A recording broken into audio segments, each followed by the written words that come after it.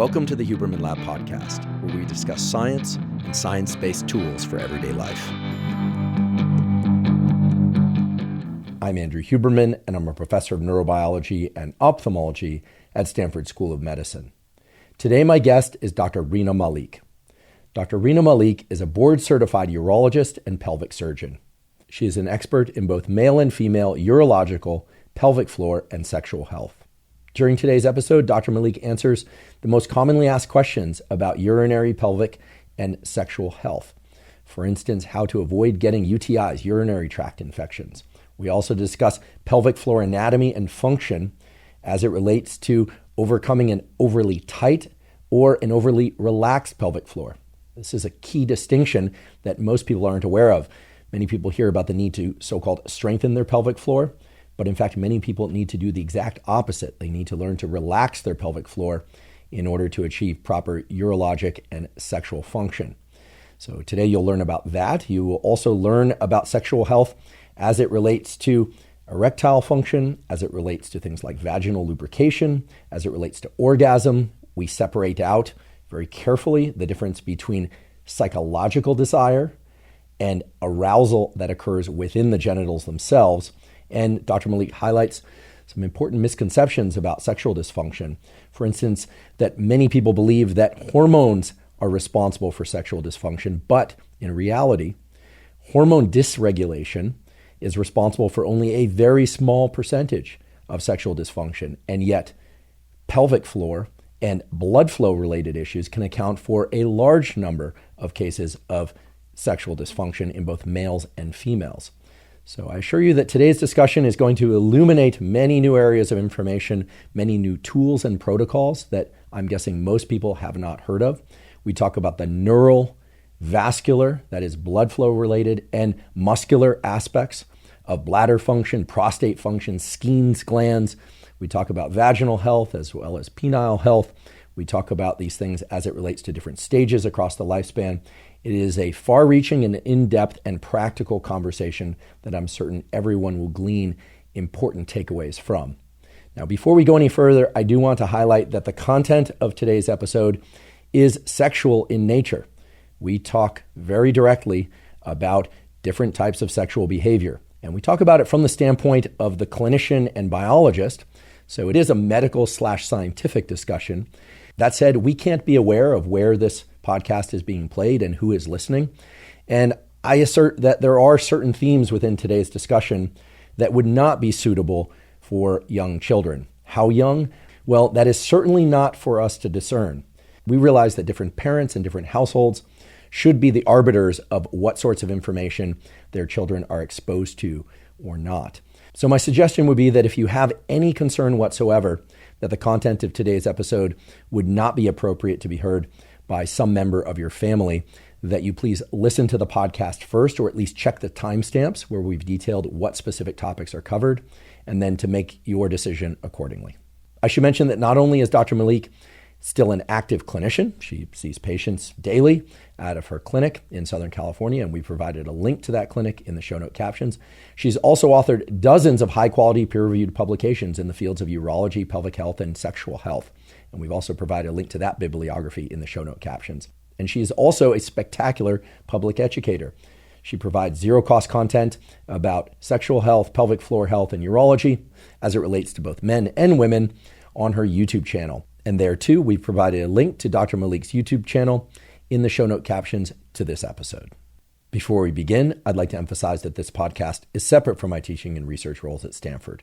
It is, however, part of my desire and effort to bring zero cost to consumer information about science and science-related tools to the general public. In keeping with that theme, I'd like to thank the sponsors of today's podcast. Our first sponsor is ROKA. ROKA makes eyeglasses and sunglasses that are of the absolute highest quality. I've spent a lifetime working on the biology of the visual system, and I can tell you that your visual system has to contend with an enormous number of challenges in order for you to be able to see clearly. ROKA understands this and has developed their eyeglasses and sunglasses so that you always see with perfect clarity. In addition, they are extremely lightweight and they won't slip off your face if you get sweaty. Indeed, ROKA eyeglasses and sunglasses were initially designed for performance in sports, but now they include aesthetics and styles that are really designed to be worn anytime. I, for instance, wear readers at night. I'll sometimes wear sunglasses during the day when I drive. And of course, I do not wear sunglasses when I do my morning sunlight viewing, which I highly recommend everyone do their morning sunlight viewing. If you'd like to try ROKA eyeglasses or sunglasses, you can go to ROKA, that's ROKA.com, and enter the code Huberman to save 20% off your first order. Again, that's ROKA, ROKA.com, and enter the code Huberman at checkout. Today's episode is also brought to us by Helix Sleep. Helix Sleep makes mattresses and pillows that are customized to your unique sleep needs in order to allow you to get the best possible night's sleep. Now, sleep is the foundation of mental health, physical health, and performance. When we are sleeping well and enough, mental health, physical health, and performance all stand to be at their best. One of the key things to getting a great night's sleep is to make sure that your mattress is tailored to your unique sleep needs. Helix Sleep has a brief 2-minute quiz that if you go to their website, you take that quiz and answer questions such as, do you tend to sleep on your back, your side, or your stomach? Do you tend to run hot or cold in the middle of the night? Maybe you don't know the answers to those questions, and that's fine. At the end of that 2-minute quiz, they will match you to a mattress that's ideal for your sleep needs. I sleep on the Dusk, a D-U-S-K mattress. And when I started sleeping on a Dusk mattress about 2 years ago, my sleep immediately improved. So if you're interested in upgrading your mattress, go to helixsleep.com/Huberman, take their 2-minute sleep quiz, and they'll match you to a customized mattress for you. And you'll get up to $350 off any mattress order and 2 free pillows. Again, if interested, go to helixsleep.com/Huberman for up to $350 off and 2 free pillows. We are always striving to make the Huberman Lab podcast better. And to that end, we need your help. Over the next month, we are going to be carrying out a survey.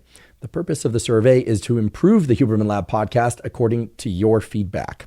We put together a brief survey to understand what you love about the podcast. Hopefully you love a few things at least, or maybe just one thing, as well as what you think could be improved, or perhaps the many things that you think could be improved about the Huberman Lab podcast.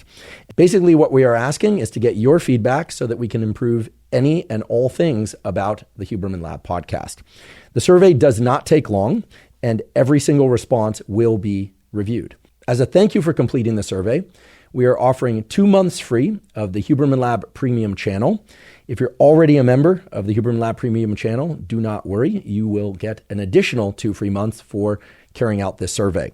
You can find the link to the survey in the show notes for this podcast episode and on our website, hubermanlab.com. So if you would be so kind as to take a few minutes to fill out the survey and help us continue with bringing you the best possible content here at the Huberman Lab podcast. And as always, thank you for your interest in science. And now for my discussion with Dr. Rena Malik. Dr. Rena Malik, welcome. Thank you. Thank you so much. It's an honor to be here. Oh, I'm delighted to have you here. I'm a huge fan of your content. I find that you are able to deliver critical information about sexual health, urology, pelvic floor, libido, and so many other things that are of immense interest to people, but that ordinarily people don't really know where to get the high quality information. And coming to you for that information means they are going to get the highest quality information. I truly believe that because, as everyone will soon hear, today we're going to have a very frank discussion, but one that's really grounded in science and medicine around sexual health and related topics. These are topics that typically people learn about perhaps a little bit in school, maybe at home, from friends, usually overhearing things as opposed to direct exploratory conversation, online, pornography, and at least in my experience growing up, there was education around sexual health, reproductive health, et cetera, that was more oriented toward the fear of things like STIs, fear of unwanted pregnancy, all of which, of course, is extremely important for people to learn about, but far less about sort of the healthy versions of sexual health, right? Yeah, absolutely. So this is an especially important conversation. It's also one that I think has a backdrop that we should just acknowledge right off the bat, that because the information is gleaned from multiple sources and because there are, let's just say, influences out there that relate to the morality of different practices, that there can be shame, there can be misunderstanding, there can be secrecy, and that further leads to misinformation. So I'm confident that today you can clarify things for us, and we're going to stay out of those trenches. And the last thing I'd like to say is that because a number of terms will certainly come up that I think for some people, they're not used to hearing in general discourse. I'm just going to get them out of the way now. Penis, vagina, anus, prostate. What else is there? We're going to talk about libido. We're going to talk about intercourse, oral sex, anal sex. We're going to talk about all of that. So I just want to get that out there so that we can reduce the shock response. I love it. We got to talk about all of it. Great. So to start things off, in anticipation of this episode, I solicited for questions on social media, and I got thousands of questions, but there was a lot of overlap in the questions. So to start off, I'd like to talk about pelvic floor, okay? Because both males and females have a pelvic floor, and my understanding is that there's a muscular component, there's a neuromuscular component, there's a blood flow component. What is a healthy pelvic floor? What does a healthy pelvic floor do? And then we can talk about some of the health issues that an unhealthy pelvic floor creates and some of the ways to ameliorate an unhealthy pelvic floor. Absolutely. So a pelvic floor, very simply, is basically a bowl of muscles that's connected to bones that hold up all your organs. So basically in your pelvis, there's all these muscles there. And their function is essentially many. It helps with urination, defecation, sexual function. It helps with posture. And so having a strong, healthy pelvic floor can mean that you're having normal urination, you're having normal defecation, you're having great sex, and that you are also not having ailments like back pain or issues related to those functions and those organs. And so, pelvic floor is so important in so many different aspects, and we deal with it a lot as urologists because it's so integral to these functions that we take care of. And so when you have an unhealthy pelvic floor, it can vary from person to person. And while you hear about it a lot in women, men also suffer from pelvic floor dysfunction or problems with the pelvic floor. So basically, pelvic floor dysfunction happens a lot when you're doing things like if you were to go to the gym and do repetitions of any sort of exercise and you didn't rest, then that muscle would become contracted and short. Very similarly, if your pelvic floor is overstrained, it can become contracted and short and tight all the time. And you may not know it. It may just be a function of stress, anxiety, or overuse or posture problems, things of that nature that can affect your pelvic floor. And so this can lead to issues. Let's start with urination. You can have symptoms of urgency, frequency, meaning you have to go a lot to the bathroom, or you have to go and have a sudden desire that you can't delay, sometimes even have leakage. In some cases, it can make it difficult to urinate because the pelvic floor is so tense. Or perhaps to incompletely vacate the bladder. Correct. Like you go to urinate and then you go back to your desk, and then 5 minutes later you have to urinate again. Exactly. Something of that sort. Well, it can be either that you're not emptying completely or that the pelvic floor muscles are so tense that they're stimulating the bladder so it feels like there's more to go. So it's not always that you're not evacuating. It can present in a number of different ways.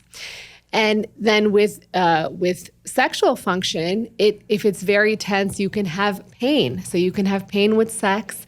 You can have pain with erections. You can have pain with ejaculation. Sometimes it can be a lot of different kind of pain syndromes, and you're like, I have all these different things going on, and it's really just pelvic floor dysfunction.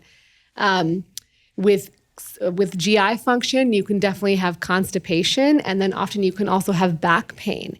And so all of these things can happen when your pelvic floor is too tense. Sometimes your pelvic floor can be too weak. And that can be often because we see this in women a lot, because of childbirth, delivering children. With some people who have neurologic disorders, they can have weak pelvic floors, or connective tissue disorders like Ehlers-Danlos syndrome, for example. These sorts of things can cause weakness to the pelvic floor, which can then cause, very often what I see is like urinary incontinence or leakage, which can then create problems for people down the line. Thank you for that. So first question, how does somebody know if their pelvic floor is too tight from a overcontraction or chronic contraction of the muscles there versus too weak? And one of the challenges in having this conversation is that if we were talking about contraction of the calf muscle or the bicep, I think everyone intuitively knows because they've seen the shortening of the muscle is when the muscle is quote unquote flexed, and the lengthening of the muscles when it is relaxed. Is there a way to describe pelvic floor muscular shortening in a way that everyone can understand? Would this be like I said, we're going to be direct today. Would this be like tensing up one's anus and the opposite of the movement that one would do before initiating a bowel movement. And relaxation is sort of the pattern of pelvic floor muscular relaxation just prior to initiating a bowel movement. So I will say most people can't recognize it because it's very difficult to notice. It's sort of gradual. And so it can, over time, become noticeable with these symptoms. But otherwise, it's very difficult because it's not a muscle that we were ever trained to recognize, right? Like you hear about Kegel exercises, for example, and people talk about how to do them, but that's all you ever hear about the pelvic floor. And so you don't really know how to kind of do things in a way that protects your pelvic floor or kind of how to even tell when it's too tight or not relaxing. And so that takes a sort of a training. And so usually when people come to, first you get an examination to see if your pelvic floor is tight. So for women, it's a pelvic exam. And for men, it's usually a rectal exam. How does that exam go? So, it's essentially palpating the muscles and also looking at the function. So we'll say So digital palpation, where that's a medical technology for fingers are called digits. I'm old enough to recognize what a digital prostate exam is, right? The physician inserts their fingers through it into the anus and feels the prostate to see whether or not it's swollen or not. And as I'm saying this, I'm realizing, sometimes we think of medicine, quote unquote, modern medicine is so evolved. This has basically been the practice for 50 years, 60 years, maybe 100 years, in the same way that the old school practice for glaucoma, excessive eye pressure, was for the physician to just touch the eyeball.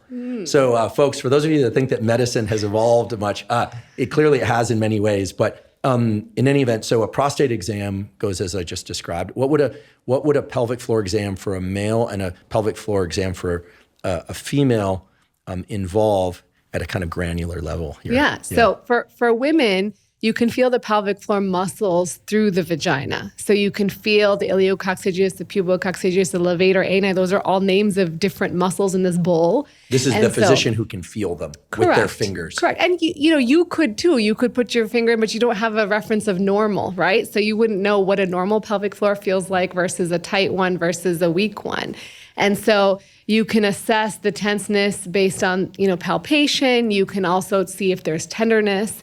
And so you can assess that based on just a general physical examination. And then also you can observe. So I can say, squeeze your pelvic floor up and in. I can look and see, are they squeezing or are they pushing? Like, are they coordinated or not, right? Because that's a function of normal use of the pelvic floor. And sometimes you'll see that they're discoordinated. You can also assess for sensation in the area and things like that. That could be consequences of dysfunction. Can there be dysfunction in laterality, like the pelvic floor is pulling up and to the right or up and to the left? Absolutely. So typically when you see a pelvic floor therapist, now I'm not a pelvic floor therapist, but these are the people who do the work, right? They work with you on a prolonged basis to help you normalize the function of your pelvic floor. It's like going to the gym with a trainer, right? They really work with you to get your pelvic floor functioning correctly. And the first step to that, a lot of pelvic floor therapists will just align your bones and your kind of the way you sit and walk to make sure that you're not straining those muscles by pulling in different directions. And if a male goes to the physician to get a pelvic floor exam, there's obviously difficulty in putting fingers into the urethra, one would hope, too small an opening. So how are they doing the pelvic floor exam? Is it external to the body or is it through the anus? So some of it's through the anus. You can feel the muscles through the anus, and then you can feel the perineal area and feel the muscles there as well as sensation. So perineal area, so from the outside of the body. Correct. Okay. Correct. The region between the scrotum and the anus. Yes. Okay. So it sounds to me like if people want to get a high quality assessment of whether or not their pelvic floor is healthy or not, they need to see a pelvic floor specialist. Yes. That it's not the sort of thing that they could intuit on their own necessarily. It would be difficult. I mean, so there are things you can buy online, like probes that you can insert in the vagina that will teach you how to do Kegel exercises and give you some readings, but they're not really meant to diagnose. They're usually something people use if they say have a weak pelvic floor and they want to try to do it at home on their own. So there's nothing that's going to give you like a baseline reading. Is this normal or abnormal? Let's talk about Kegels. First of all, who's Kegel? So he is a gynecologist. I don't remember all the specifics, to be quite honest, but basically he came up with Kegels, which are a strengthening exercise for the pelvic floor. And so what it is, what we describe it to for patients is we say, there's a few different ways to describe it. You're going to use the muscles that you use when you urinate, but try to stop the flow. But you don't want to do them when you're urinating because that can create dysfunction. You want to learn what the muscles are, and then you squeeze those muscles and relax, in between sets, so to speak. And so you'll do, the other way people describe it is pulling up and in the vagina. Or for men, sometimes you'll say it's like the feeling that you're trying to lift your penis off the floor without touching it, right? So those are kind of That's a good way to describe it. Yeah. So those are kind of the ways that you can describe those muscles. And so you can squeeze for 5 seconds and relax for 5 seconds and do them in repetitions. And they're just like any sort of exercise you do. You don't want to start doing 100 of them, right? You want to do them, I tell patients, do them lying down so that you're only focusing on those muscles. You're not working on your posture. You're not doing anything else. And as you get better with them lying down, you then sit up and do them. And then once you're good with them sitting up, you can do them standing. And start with, 10 to 15 at a time, like once in the morning. 10 to 15 repetitions. So let's talk sets and reps. So 10 to 15 repetitions in the morning, 10 to 15 repetitions at night. Maybe one more during the middle of the day, but don't overdo it because just like anything, especially when you're starting out, you can. And if you're doing tons and tons of Kegels, then you will get a tight, short pelvic floor muscles and you will then develop pelvic floor dysfunction. So it's really important to kind of understand those mechanics, which is why a lot of people think they know how to do Kegels, but they really don't. And so I always encourage people, if you have the time and the resources, to go to a pelvic floor physical therapist so they can really work with you and make sure you're doing them correctly. What are some of the benefits of Kegels for those that need them? Yes. So they are typically prescribed for urinary incontinence, specifically stress urinary incontinence. So leakage that occurs when you have an increase in your intra-abdominal pressure, like a Valsalva, or coughing, sneezing, lifting heavy things, jumping on a trampoline. So for those purposes, we use Kegels to strengthen the pelvic floor, and also in women, pelvic organ prolapse. So when you have weakness of the pelvic floor that leads to a bulge that you can visibly see or feel in the vagina. For men, we often prescribe them for people who have had a prostatectomy, who then subsequently develop leakage after the prostatectomy that is, again, stress urinary incontinence. Now, a lot of people use Kegels recreationally because improving the pelvic floor musculature can lead to more intense pelvic floor contractions during orgasm, which can be more pleasurable. And so some people do it for those purposes. But again, I caution people not to overdo it because then you can lead to a more tense pelvic floor, which is not where we want to end up. Yes, I will underscore that cautionary note. Years ago, I heard about Kegels. I was like, okay, I'll try it. Sounds all good, right? I only heard good things about Kegels. And what it quickly resulted in was painful urination. And I thought, this is weird. Everyone's saying Kegels are so great. Mm-hmm. And the best thing I could do for my pelvic floor, it seemed, was to avoid Kegels. Yes. And a little bit later, when we're talking about prostate, I'll explain at least what my experience was as it relates to the prostate. But I guess the take-home message that I'm gathering from what you're telling us is that strengthening the pelvic floor is great if you have a weak pelvic floor.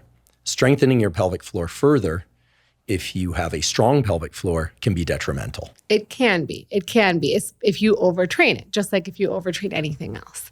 And so you just have to, if you really want to do Kegels, if you have any symptoms at all, like you described, painful urination, or the things I've described, like pain with erections, pain with ejaculation, pain, difficulty emptying, any of those symptoms, stop and go see a urologist so that they can kind of assess your pelvic floor. What is the anti-Kegel? In other words, if somebody decides that they have a tight pelvic floor, how can they learn to relax their pelvic floor?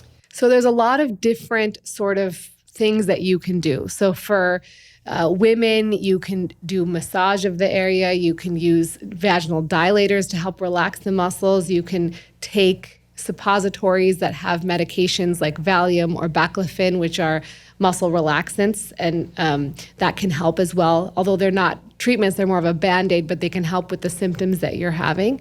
And then you can also, I think the best thing is to work with the physical therapist because they can teach you certain exercises that will help down train the pelvic floor. For example, one of the ones I tell my patients is like happy baby pose. It actually, stretches and elongates the pelvic floor muscles. So doing these exercises regularly will help you lengthen the pelvic floor muscles.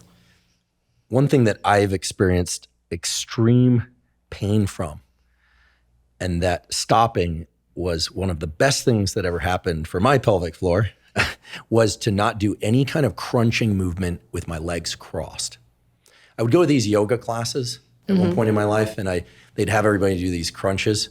And I've always done some abdominal work here and there during the week if I'm being diligent. But they would have us cross our feet.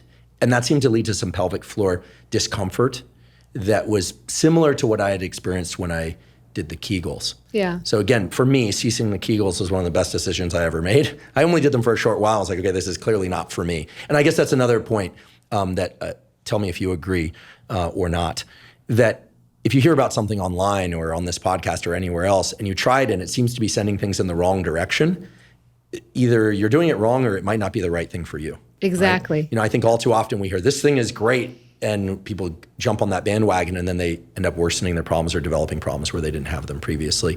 But is there anything about the anatomy of the neuromuscular connections or vasculature of the pelvic floor that would provide support for my experience there? Yeah. That doing crunches with legs crossed is essentially, is it possible that it's creating asymmetries in the pelvic floor?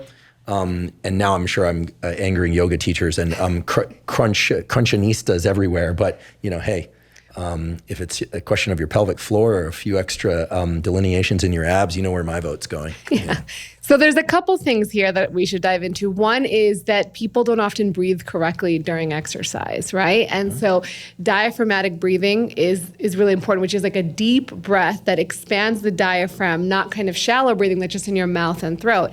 And that is actually when you do any sort of exercise, your trainer will tell you exhale on the effort, right? And there's a reason for that because when you inhale, your pelvic floor relaxes. When you exhale, your pelvic floor contracts. And so that contraction stabilizes the pelvic floor. So whatever intra-abdominal pressure you're causing to increase from the exercise, whether it's a squat or a crunch or whatever, you're increasing your abdominal pressure. Your pelvic floor is then contracting to help stabilize that. And so part of the reason people tend to hold their breath during crunches, right? They don't do the appropriate breathing, and so that can be part of it. The other thing that can happen with certain things is that there are, nerves and arteries, particularly the pudendal nerve and the pudendal artery that run through the pelvic floor. So when you get pelvic floor dysfunction, you can cause decreased blood flow to the pelvic floor muscles, which can affect sexual function, and you can get nerve inflammation as well that can also cause pain. And so this is kind of how it all comes together. I'm so glad that you mentioned blood flow. I think our entire discussion today should be framed up, at least in the back of our minds and the minds of our listeners and viewers, as involving at least three things. Anytime we're talking about erectile function or dysfunction, or pelvic floor function or dysfunction, or vaginal lubrication or lack thereof, we need to think about the hormonal influences, the blood flow related influences, and the neural influences, including the neural influences that come from the brain, the signals of arousal, for instance, or lack of arousal, and so on. So we won't be overly systematic in our parsing of all this, but I think what you just mentioned raises a really important point that sometimes in an effort to do something that's good for the muscles, like strengthen the muscles, one will cut off blood flow. In fact, one of the more common questions I got, and I consulted with a couple of exercise physiologists about this, and they confirmed that a lot of people who squat and deadlift heavy in the gym,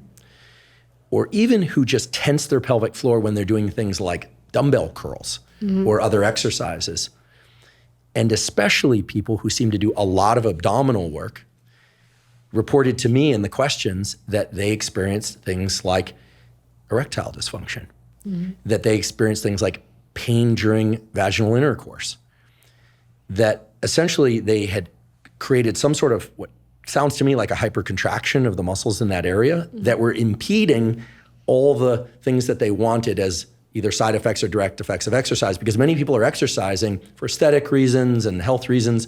But nowadays it seems, especially on the male side, but we'll also talk about the role of testosterone on the female side, a lot of males lift weights in order to increase their testosterone, and for reasons that are obvious, also want to have healthy sexual function. And here they are doing this thing that's very good for increasing testosterone if they're doing it correctly. And testosterone is involved in libido in the male sexual response and the female sexual response, of course. But they are impeding their erections.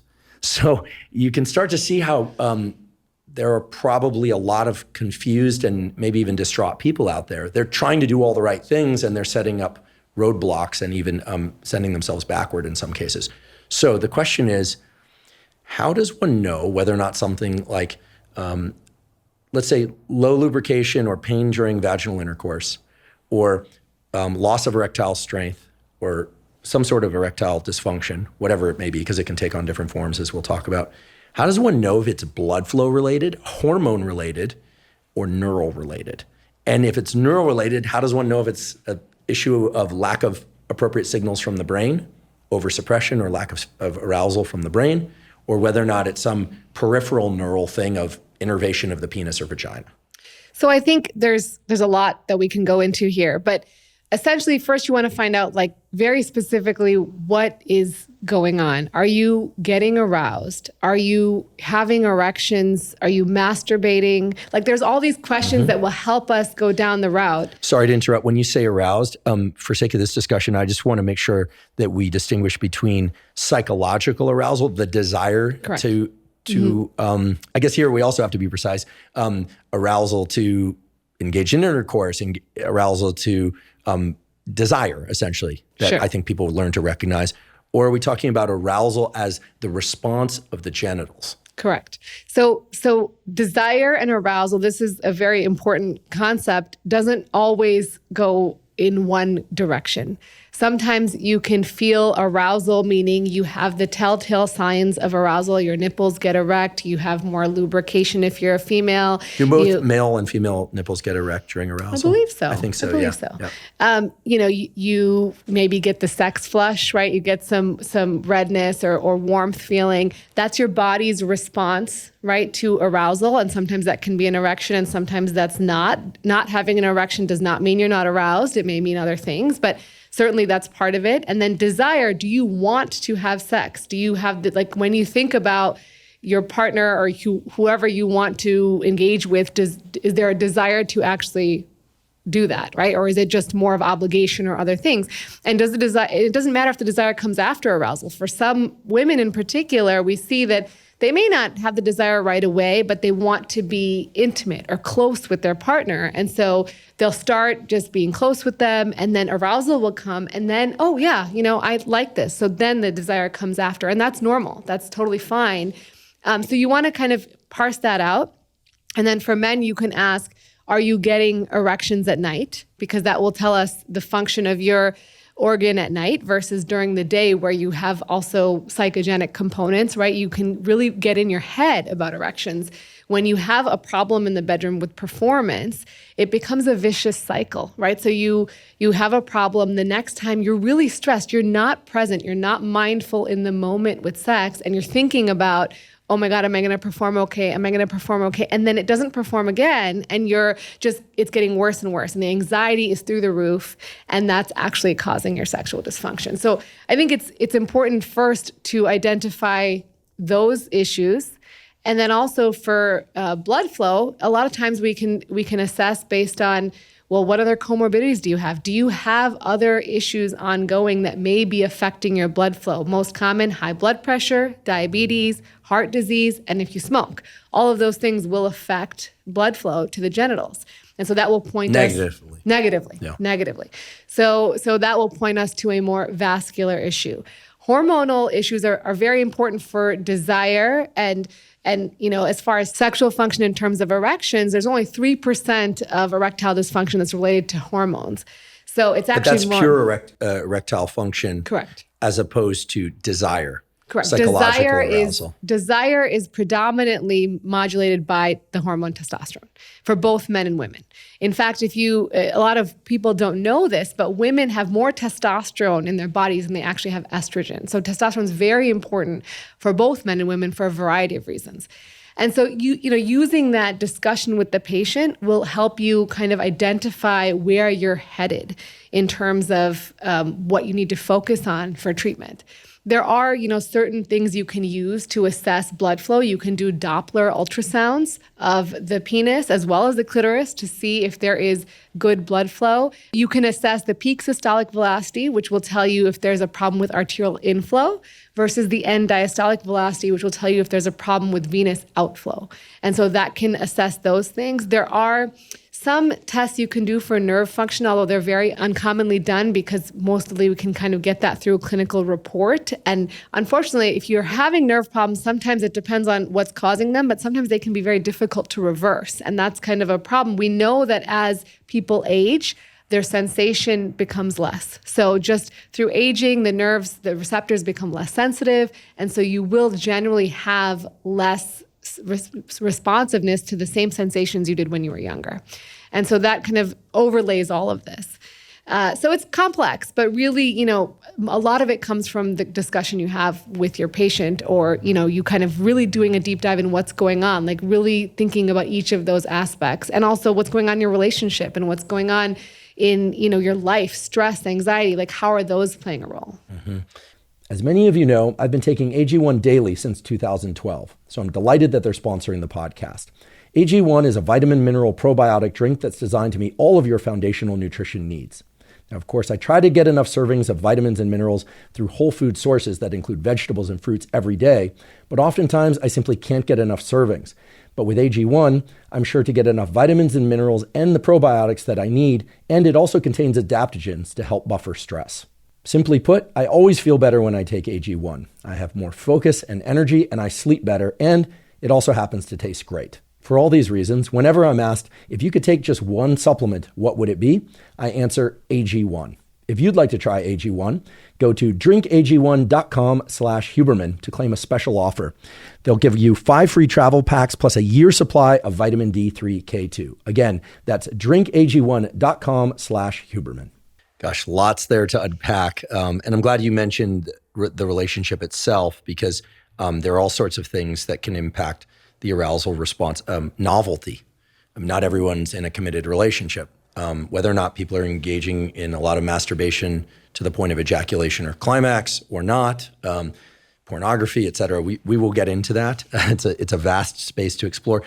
Before we go any further, I want to make sure, however, that we cue people to where and how they could find a really good, let's say, pelvic floor therapist, and where they could find a really great urologist to do the sorts of exams and perhaps the sorts of treatments that we've talked about. Because at least as far as I understand, much of what people want to learn on this podcast is how things work and what happens when things break down, but also how to resolve those issues. So let's say somebody wants to check out their pelvic floor, figure out what's going on there. Maybe they're having issues, maybe they're not. If they are male or female, where do they go? Is there a place online that has a great list of some of the best ones in one's area? Can it be done over telemedicine? How does one go about that?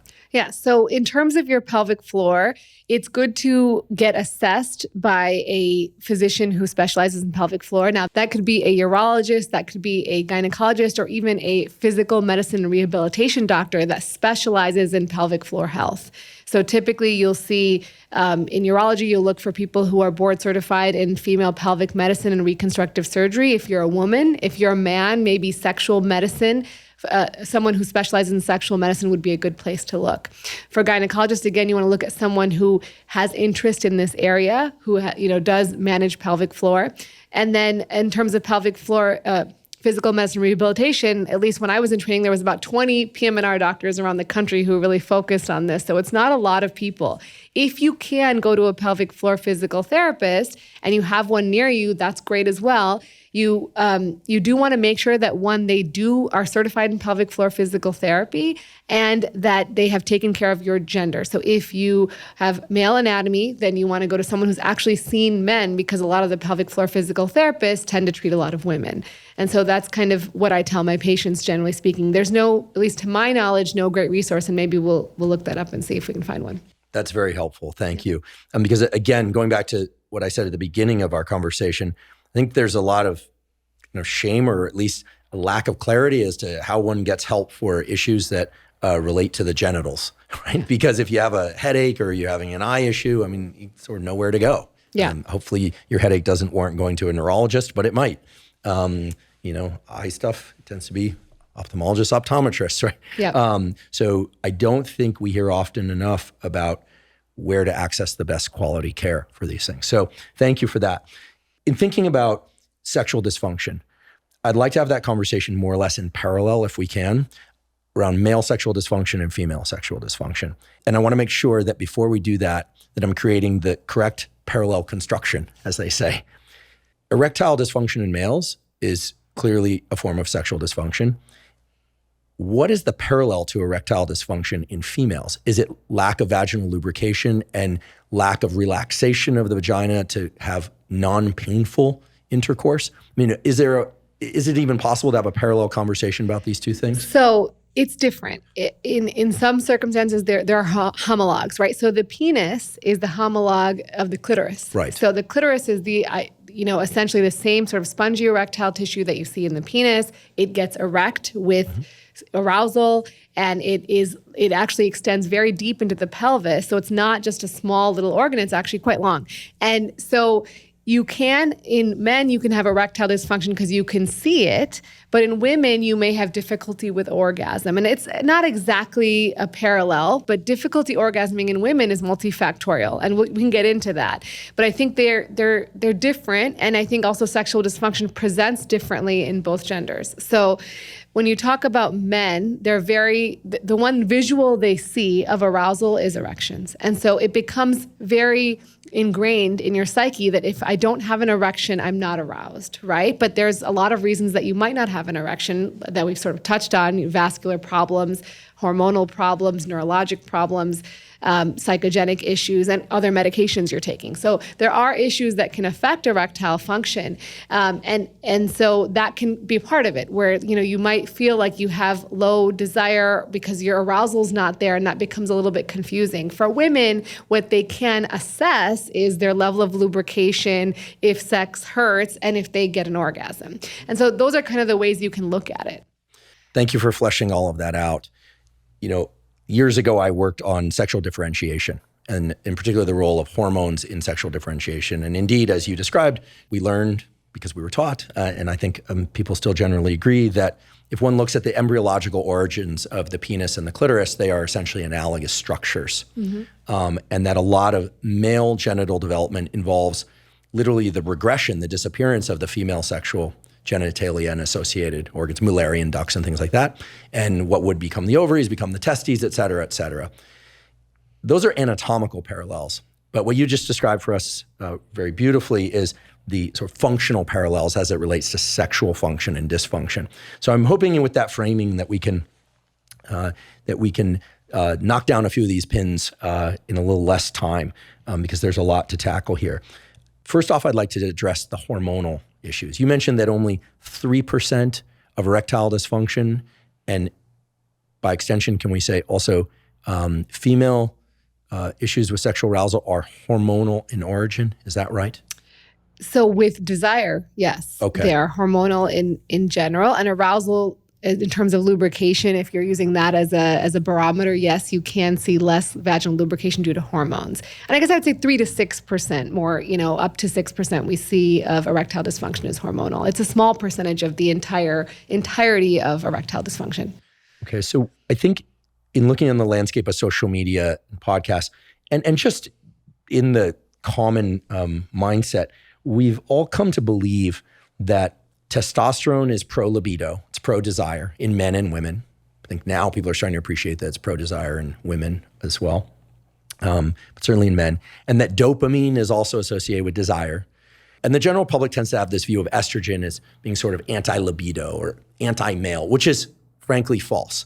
In fact, and I've covered this on the podcast with Dr. Kyle Gillette and with Dr. Peter Attia and another fellow YouTuber, Derek from More Plates, More Dates, has talked a lot about the fact that if men, take drugs like an Arousal to suppress their estrogen, thinking that, it's all about having high testosterone, low estrogen, oftentimes they crush their libido, just abolish it, which has led to a slowly growing, but I think positive shift in how people are thinking about estrogen. Estrogen is great for brain function. Estrogen is great for libido in men and women. Correct. And that is a revision of, I think, how most people think of the male sexual response. It's more in keeping with how people think about the female sexual response. Estrogen in the female sexual response, that makes sense. But what we're trying to do here is clarify some of the misconceptions. Now, the reason I mentioned dopamine is that my understanding is that dopamine is involved in the desire response. We will distinguish desire, the psychological arousal, from genital arousal, physical arousal. And that prolactin is associated with the refractory period during which erection can't occur, another perhaps orgasm can't occur in females, et cetera. But my understanding is that's also not that simple. And we need to take a step back perhaps and just talk about the physiological underpinnings of the desire and arousal response. So I'll tell you what I was taught, and then you can tell me where it's wrong. Sure. I hope. I was taught that the erection response and the vaginal lubrication response is generated by the parasympathetic nervous system, the rest and digest aspect of the nervous system. Hence why some people can get psychogenic sexual issues of lack of erection or lack of vaginal lubrication. But that there are individuals out there for whom a lot of alertness, maybe even, and this is a controversial thing, but for some people, even some sense of aggression or kind of edginess or excitement, adrenaline, in other words, can stimulate erection or vaginal lubrication. So it gets tricky. It's not like the textbooks. It's not like they taught us in high school, as far as I know. I was taught that the arousal response in males and females is initiated by a parasympathetic, sort of relaxed tone, and that as sexual desire and arousal and sex or masturbation progresses, that it shifts more towards the sympathetic nervous system, which has nothing to do with emotional sympathy and has everything to do with arousal. The catecholamines, dopamine, norepinephrine, and epinephrine, also called adrenaline and noradrenaline, are released, and that the climax response, which may or may not include ejaculation, we have to separate that out, is one that is really of the stress system of the body. And then in the postcoital or post-ejaculatory or post-climax phase, then there's a shift back to the parasympathetic nervous system. That's where the pillow talk and the exchange of odors and tastes and other molecules is known to enhance pair bonding through things like oxytocin, vasopressin, and so on. Mm-hmm. And what I just described is exceedingly oversimplified, I realize. But is that more or less how the physiology works? Yeah. So the way we're taught in medical school is point and shoot. So point is the parasympathetic nervous system. All the male audience will like that one. You know? And then, you go on to the sympathetic nervous system. But it makes sense. And the reason that I think you're hearing about this aggression or these things that are leading to arousal is because there needs to be a stimulus, right? A visual stimulus, a tactile stimulus, some sort of stimulus that you're getting that is then causing the release of nitric oxide from the parasympathetic nervous system. And that could be, for some people, aggression or some form of that, right? Could you tell people about nitric oxide? Because we'll get into this when we talk about drugs that increase blood flow, Cialis, Viagra, and also non-prescription drugs, things like L-Citrulline, arginine, and watermelon for that matter, right? So I read on the internet. Yeah. So nitric oxide is essentially the ignition for what we say for erections, the ignition for erections. The reason I talk about erections more often is when you look at the data. In fact, there was a paper on this where they looked at the number of articles that came up when you put in the word penis and the number of articles that came up when you put in the word clitoris. And it was 50,000 about penis and 2,000 about the clitoris. Okay, this was actually a major section of the comments on when I asked for questions on Instagram and comments on comments. And how come why not, et cetera. Is that because the urology and sexual health field was dominated by men? That's going to be the presumption. Or is it because it's easier to study somehow? Or, I mean, what's going on here?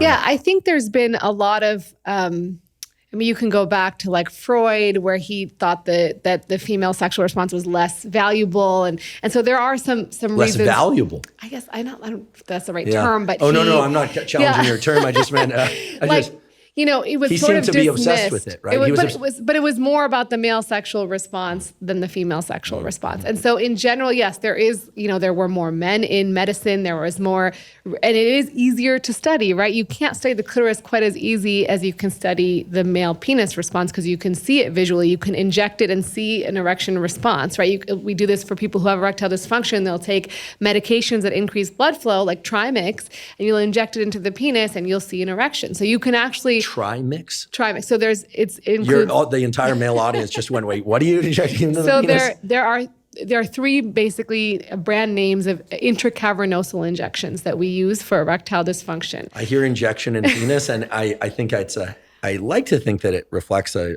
natural male response. I sort of taken aback. I don't know. Maybe there's a pelvic floor contraction in there someplace. So it is scary to hear about. It's a very small needle. It is very well tolerated. I've done it to patients in the office, and they look at me and say, "You're done." Like, they don't even, it's not as painful as it seems.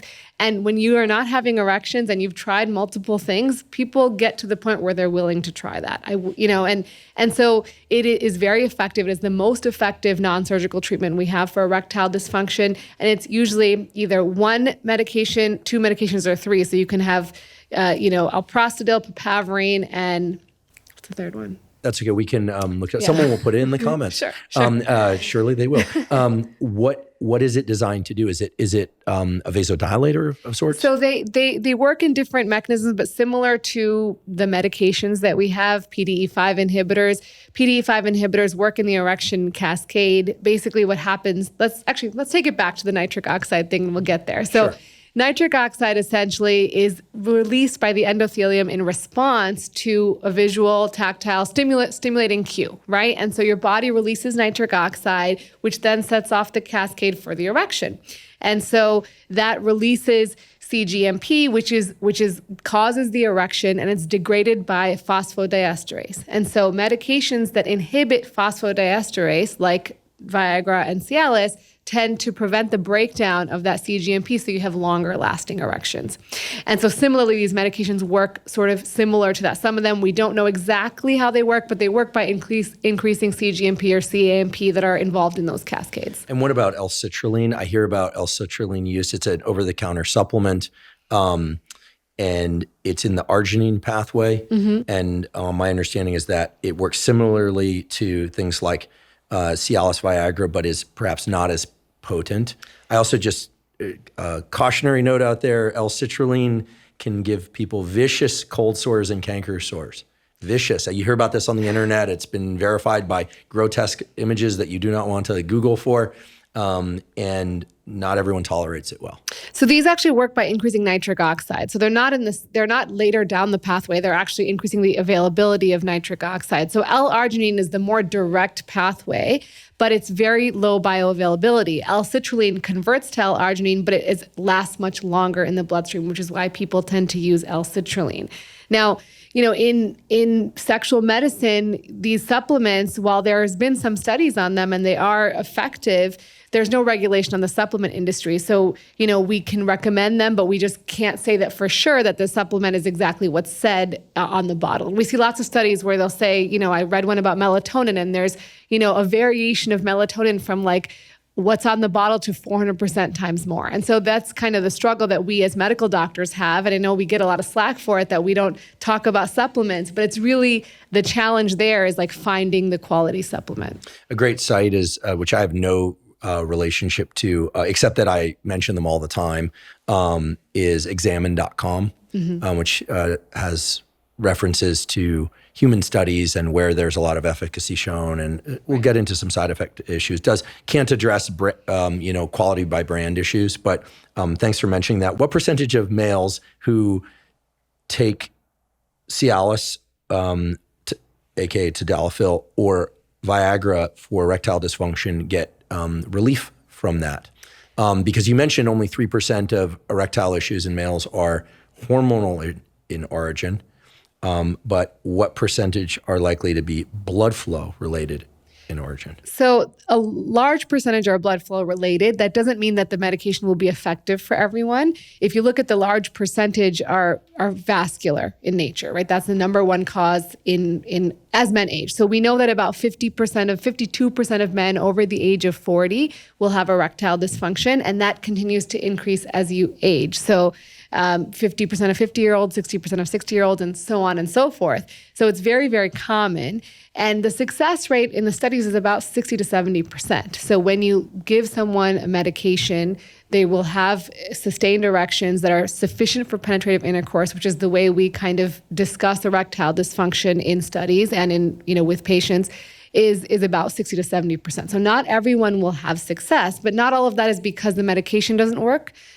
Sometimes people are not taking them correctly. Sometimes people need to try different doses. And then there's still this issue of, your brain is still active. And so if you're having anxiety or you're having other issues or stress in your life, that can have an effect on your ability to create an erection. So there's lots of factors that go into it. But generally speaking, they are effective and they do work quite well and they're tolerated pretty well. And 60 to 70% is not a small number. That's a significant number. That's the majority, but by a significant margin. Is there a basis for the use of Cialis, tadalafil, Viagra, L-Citrulline in females? So there's not a lot of data on this, but certainly, if you have surmised that there is a blood flow issue and they're having difficulties with orgasm, it's certainly something you can try off label. And certainly people do try these medications off label to see if they improve sexual function for women. But there's not a whole bunch of robust, randomized controlled trial studies on women with these medications. A little bit later, we will talk about prostate health specifically, but I'm just going to make a note here that nowadays there's increasing use of low dosage Cialis/tadalafil. So rather than what I found online was that the erectile dysfunction treatment dosage of Cialis tadalafil is somewhere in the 15 to 20 milligram range. What we're talking about here is daily use of 2.5 to 5 milligrams of Cialis tadalafil for prostate health. And I learned in researching for this episode that tadalafil, Cialis, was actually developed as a drug for the treatment of prostate health to essentially increase blood flow to the prostate to increase prostate health, not for the treatment of erectile dysfunction. So I found that to be somewhat interesting. And a lot of people are now starting to use that. I also learned that if you dive into the guts of the internet, one can find that now there's a growing use of combined low-dosage Cialis and apomorphine, which is a pro-dopaminergic agent. And we'll get back to dopamine a little bit later. But is there any basis for low-dosage, say 2.5 to 5 milligram daily use of Cialis tadalafil in females? Yes. So, let's talk about it for males and females. I think low-dose daily Cialis is excellent for erectile function in men. Is that true sorry to interrupt, but is that true even for men that are not experiencing erectile dysfunction? It's not indicated for that purpose, but there's a thought that, it's increasing blood flow to the area. So I've personally used it for men who have pelvic pain to help with increasing blood flow. You can also use it potentially as a preventative. So some people have, kind of thought, okay, it's increasing blood flow. It's preventing fibrosis of that erectile tissue that can happen with age or other vascular problems. So it may be beneficial for that as well. Although, again, that's off-label and not something that we generally promote. As far as for women, there's, again, it can help with blood flow. So if you're having issues, so if you have a female who's having sexual dysfunction and she's got signs of vascular problems, like she's got diabetes, high blood pressure, she smokes, then yes, it's certainly reasonable to try and see how they do. Usually you want to give at least a 4-week trial to see if there's any benefit with those medications. Great. Thank you for that. Why is it that I get so many questions about erectile dysfunction from males who are in their 20s and 30s? Because everything you said up until now was mainly focused on men 40 years and older. Is it from lack of physical activity, overuse of nicotine? By the way, vaping, as far as we know, vaping and smoking, bad for erectile function and perhaps sexual health in males and females generally, because nicotine is a vasoconstrictor. Nicotine does have certain benefits, and I covered this in an episode on nicotine, neurocognitive benefits in the elderly in particular, but it is a vasoconstrictor, so it runs against all of the sexual arousal stuff that we're talking about. But okay, let's assume that a male in their 20s or 30s is sleeping enough, 6 to 8 hours a night, is exercising, isn't doing anything to punish their pelvic floor in the gym. They're not doing legs cross Kegels while doing crunches or something, while inhaling on the crunch. That was a quiz, by the way, folks, for earlier topics covered.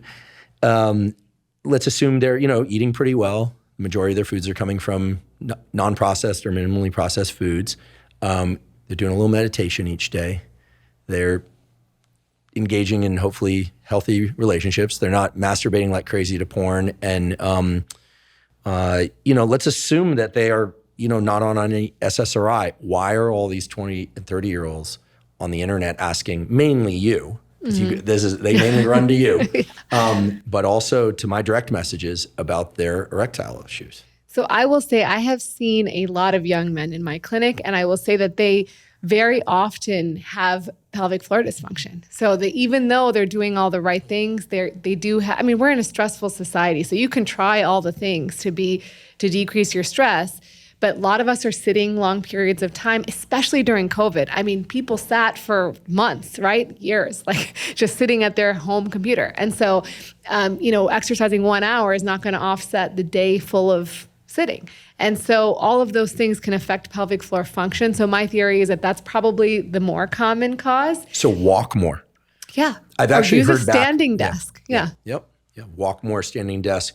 Okay. So, and then my guess is that there's some psychogenic feedback loop. Absolutely. Which is just nerd speak for things aren't working as well as they would like, then they're stressing about it, and the stress is making things worse. Absolutely. And, you mentioned that people are not masturbating or using porn, but a lot of people learn about sex through porn. Whether it's good or bad, we can't, it's not a great thing, but that's accessible now. When we were growing up, you had to find a VCR, you had to find a quiet room that no one was going to walk in. Well, I'm old enough to remember when the kid down the street, I won't mention him, by last name, but yeah, the kid down the street, had porno magazines. Yeah, or magazines. And then there was actually a library of these.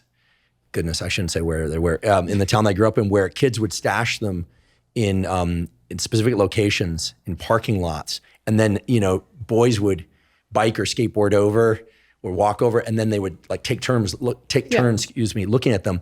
But that actually is to raise perhaps a more important point, which is that looking at pornography is different than masturbating to pornography, which is also different than masturbating to pornography to the point of ejaculation, right? Because I also get a lot of questions from people about their porn addiction issues. And there's a growing theory out there that overuse, that meaning not just looking at, but masturbating to pornography to the point of ejaculation, is creating a deficit of seeking out and cultivating healthy, real-world sexual interactions. Yeah, so I want to start this before I get into that is to say that if you're masturbating to porn and you have normal, healthy relationships and you're going to work and you have a great, a partner and everything's great in your life, it's okay. Shame is a real problem. Yeah. And maybe they're watching pornography together. Yeah. So I think it's important though that at least in the literature, they don't describe porn addiction. They call it problematic pornography use. And it's only described in about 4% of people in these studies. So it's a small subset of people. I think it's becoming more common because pornography is so accessible. And it activates the dopamine pathways just like any other sort of addiction, right? You watch pornography, you get a dopamine response. Your brain then says, oh, I want that again. And you keep seeking more novel, more aggressive, different types of pornography to get that same response. But it doesn't happen to everybody. But also I would say, sorry to interrupt, but that the dopamine response as a hardwired biological mechanism for adaptive behaviors, including, and let's just define healthy sexual behavior, because I feel like there's such a range on that, depending on one's background, religious beliefs, et cetera. Anytime we talk about sex on this podcast, I like to say that involves at least 4 things. Obviously consensual, age appropriate, context appropriate, species appropriate. Yes, absolutely. Absolutely. I'm really glad you brought that up. So I've heard you say that before, but it's very important. And so I think, there is a spectrum, a large spectrum of people who watch pornography, ejaculate to pornography, and have a normal life. And so that's fine. I think that, if we shame those people, we're creating problems, right? We say like, oh, you do that, that's horrible. And then they're in their head, right? And then they're causing problems in their life because of shame. And so I think there's a little bit of cultural shame that comes of this discussion. And so, it's a problem in the long term if we say that, oh, this is going to create problems, because not everyone has. There's so many people who watch pornography and have no problems, who, have normal, healthy relationships, great sex with their partner, and it's fine. Or they're between relationships. Yeah. And they're relying on masturbation specifically. Right. Are there any data that distinguish between just pure imagination fantasy versus visual fantasy as it relates to developing or inhibiting sexual health? And here we're talking about the desire aspect. Let's assume physical arousal is, handled. So no pun intended. So I think that the thing about young people, I wanted to get back to that, then I'll answer your question. But the thing about young people who are watching pornography, that's what they think sex is supposed to be like. They don't get an education about what sex is, right? No one has a conversation with their kids like, hey guys, this is what happens when you have sex. This is how long it should take. This is what foreplay is. And this is like not normal. This is a production. This is a produced product that's meant to arouse you, right? And to give you ideally an ejaculation or an orgasm, right? So no one has that discussion. So then go to relationships like, why did my partner not react like that woman did on the porno, right? Or why did I not react like that woman did on the porno, right? Or why didn't he react? Yeah. When, like they would in porn, because again, I think females are watching porn as well. Exactly. Yeah. I think that you raise a really critical point, which is that the shame can extend both ways. Mm-hmm. Mm-hmm. And so I think to that end, that's a problem. And because it's so accessible, I think we need to have conversations. I think it needs to be open. We have to talk about sex. And that's kind of why I do what I do. We have to have these conversations so people know what normal is. Thank you for that. I do think that people need to know what normal is and what the range on normal is, keeping the constraints that we talked about in place earlier, because I do think those are universal healthy constraints, right? Yeah. Consensual, age appropriate, context appropriate, species appropriate. Absolutely. I'd like to take a quick break and acknowledge our sponsor, Inside Tracker. Inside Tracker is a personalized nutrition platform that analyzes data from your blood and DNA to help you better understand your body and help you meet your health goals. I'm a big believer in getting regular blood work done for the simple reason that many of the factors that impact your immediate and long-term health can only be analyzed from a quality blood test. However, with a lot of blood tests out there, you get information back about blood lipids, about hormones, and so on, but you don't know what to do with that information. With Inside Tracker, they have a personalized platform that makes it very easy to understand your data, that is, to understand what those lipids, what those hormone levels, et cetera, mean, and behavioral, supplement, nutrition, and other protocols to adjust those numbers to bring them into the ranges that are ideal for your immediate and long-term health. Inside Tracker's ultimate plan now includes measures of both ApoB and of insulin, which are key indicators of cardiovascular health and energy regulation. If you'd like to try Inside Tracker, you can visit insidetracker.com/Huberman to get 20% off any of Inside Tracker's plans. Again, that's insidetracker.com/Huberman to get 20% off. I asked whether or not pure imagination-based arousal versus visual arousal. And for some people, the sounds of people having sex is extremely arousing. Mm-hmm. If you've ever lived in a major city like New York, which I've spent summers in New York, you hear a lot. You hear more often than you do in areas where people are living further apart. You hear people having sex. Yeah, it's part of the auditory landscape. Yep, you're very close together.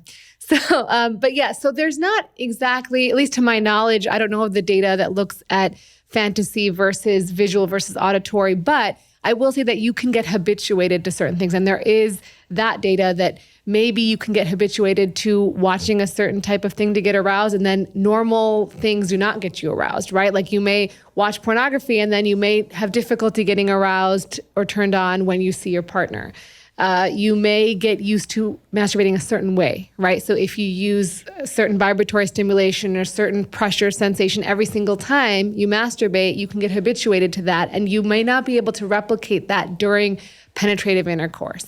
And so I think that's really important. And I think the take home is to try and vary what you're doing. Masturbation is a fine, healthy way of self-exploration. Again, with the caveat that as long as you're not masturbating to excess and avoiding your obligations or your family or your partners or your friends, right? Like you are just masturbating for the benefits of maybe sleep improvement, mood boosting, reduction in anxiety. Those things are great. And so I think with that being said, you just want to be thoughtful about varying it up.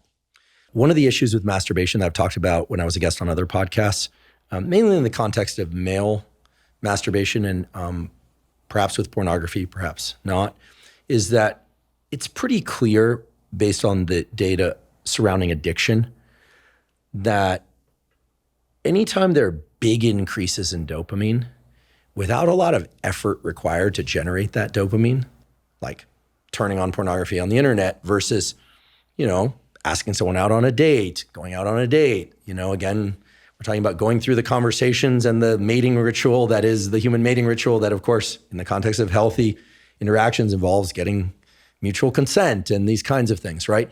That you could imagine how, without placing any moral judgment on it, without shaming anybody, you could imagine that if somebody exclusively masturbated and didn't develop the skills of courtship and building healthy sexual relationships, that pornography and or masturbation could start to create quote unquote problems, right? Whereby somebody only felt comfortable in those domains. Yeah. And I think that's what I'm hearing more and more about when it seems to be young men reach out. Absolutely. And I think it's definitely the ease of access, right? But I think that's pervasive in the young society now. Like you don't have to actually go and find a mate. You can just go on an app and look for somebody, right? Like there's that's a form of finding a mate. I mean, I was weaned in the era when, no smartphones or anything. And no, my point is I think that we've become very connected to technology in our world, which also means that we're having less conversations. The younger generation is having less conversations and more online conversations. And I think that's a skill that needs to be developed as well. And I think part of that is contributing to all this as well. Mm-hmm. Well, one thing that I can attest to is that, I grew up in a community of mostly male friends. I have female friends, always have, where a lot of what we learned about sex came from older, in my case, guys. Mm-hmm. My sister probably learned a lot about sex from her female friends.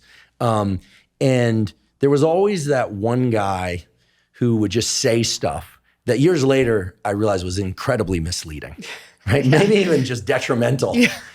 And I just want to remind people that when you are on Reddit or anywhere on the internet and there's people saying things with certainty, they might be that guy. Yeah, right. Absolutely. And if you look at if I look at the long arc of that guy's life, it didn't speak to tremendous success in the domain for which they were asserting such confidence. Let me put it that way. Okay. I'd like to slightly pivot to a different aspect of this conversation because it's just really critical, which is the female sexual response. This is something that does not get enough discussion. Absolutely. And there's a lot of stereotypes, right? The stereotype that we hear about is, they need more foreplay, which can be true. Mm-hmm. Some cases is not true. The stereotype is that women are more intimacy and relationship based in their sexual response. That can be true. I have female friends and have known women who also are just really interested in having sex for sex sake at times. Yep. Or maybe all the time. I like to think that we are past the stage of human development where the stereotypes around this are fixed, right? Yeah. And we hear more about this and we see more about this now. But what is the real deal around the female arousal response. And then we will talk about female orgasm response.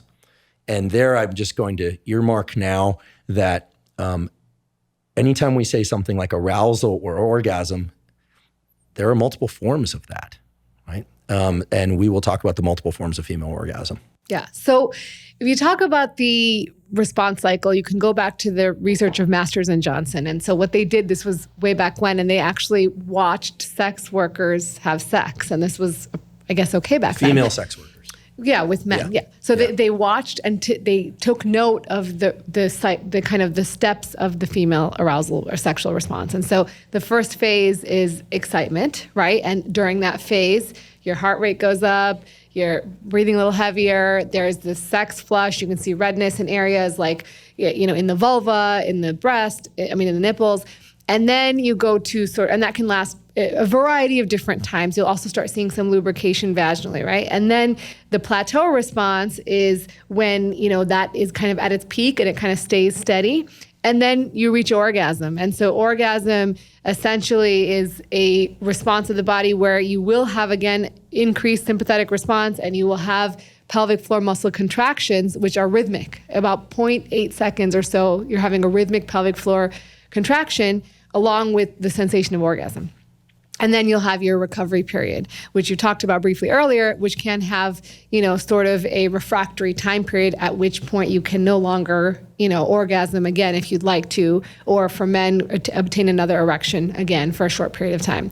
And that can be kind of an absolute refractory period, so where it's definitely not happening, and then a relative refractory period where you need something more novel and exciting to then, again, resume that cycle again. The Coolidge effect. Yeah. I've talked about the Coolidge effect before on this podcast. I'll just cue people to a timestamp link in the show note caption so we don't go down the path. But one thing that's really important to understand is that the Coolidge effect is present in both males and females, meaning if a male ejaculates and is of the feeling that they can't have another erection for some period of time, the presentation of a novel, I guess we should say partner, because we could be talking about homosexual relationship here, not just heterosexual, but a novel sexual partner, female or male, depending on their proclivities, can override the refractory period, and they can have another erection and ejaculation. Similarly, a female will have a post-orgasmic refractory period if they're given an adequate stimulus, right? Something arousing enough, they can experience arousal and orgasm again.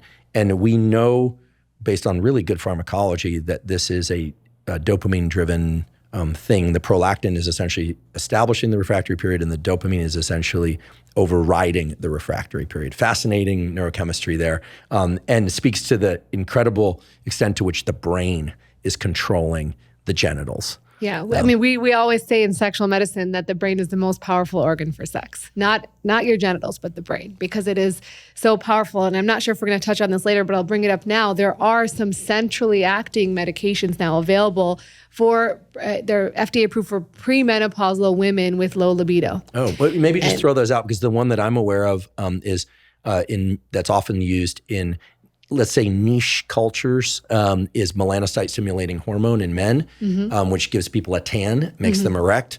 The melanocyte-stimulating hormone at MSH comes from the medial pituitary, if I'm not mistaken, one of those weird regions. No, everyone talks about anterior, posterior. And people are now injecting this as a peptide. It can cause priapism. I have not had that experience. I've never tried this MSH, but I'm told that people are getting cavalier with it. They can have issues. Priapism being enduring and perhaps even final erection. Is that true? So priapism, it's actually from Priapus, the Greek god who's often photographed with a really big erection. Oh, wow. We didn't hear enough about that Greek god in school. But, or is it Roman? Roman or Greek? But anyway, so either way, it's an erection that lasts longer than 4 hours. And it is actually it's not a surgical, but it's actually an emergency. If you have an erection that lasts longer than 4 hours in the absence of, sexual arousal, then it is important to get to an emergency room, because at that point you can start developing decreased blood flow and ultimately changes to the actual tissues, scarring, fibrosis.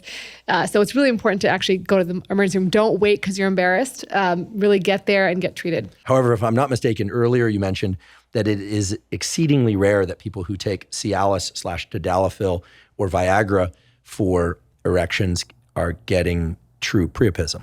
Correct. And it's mostly from those injectables we talked about earlier, those intracavernosal injections. People can get priapism from those a little bit more commonly. And so that's something we always counsel on. And also certain medications like trazodone, or if you have sickle cell anemia, those are the most common reasons that we see people coming in with priapism. Trazodone, really? Okay, I'm going to refrain from my desire to figure out that one so I don't take us down a rabbit hole here. Sorry, I wanted to get back to the MSH. There's actually an FDA-approved medication called bremelanotide is the brand name.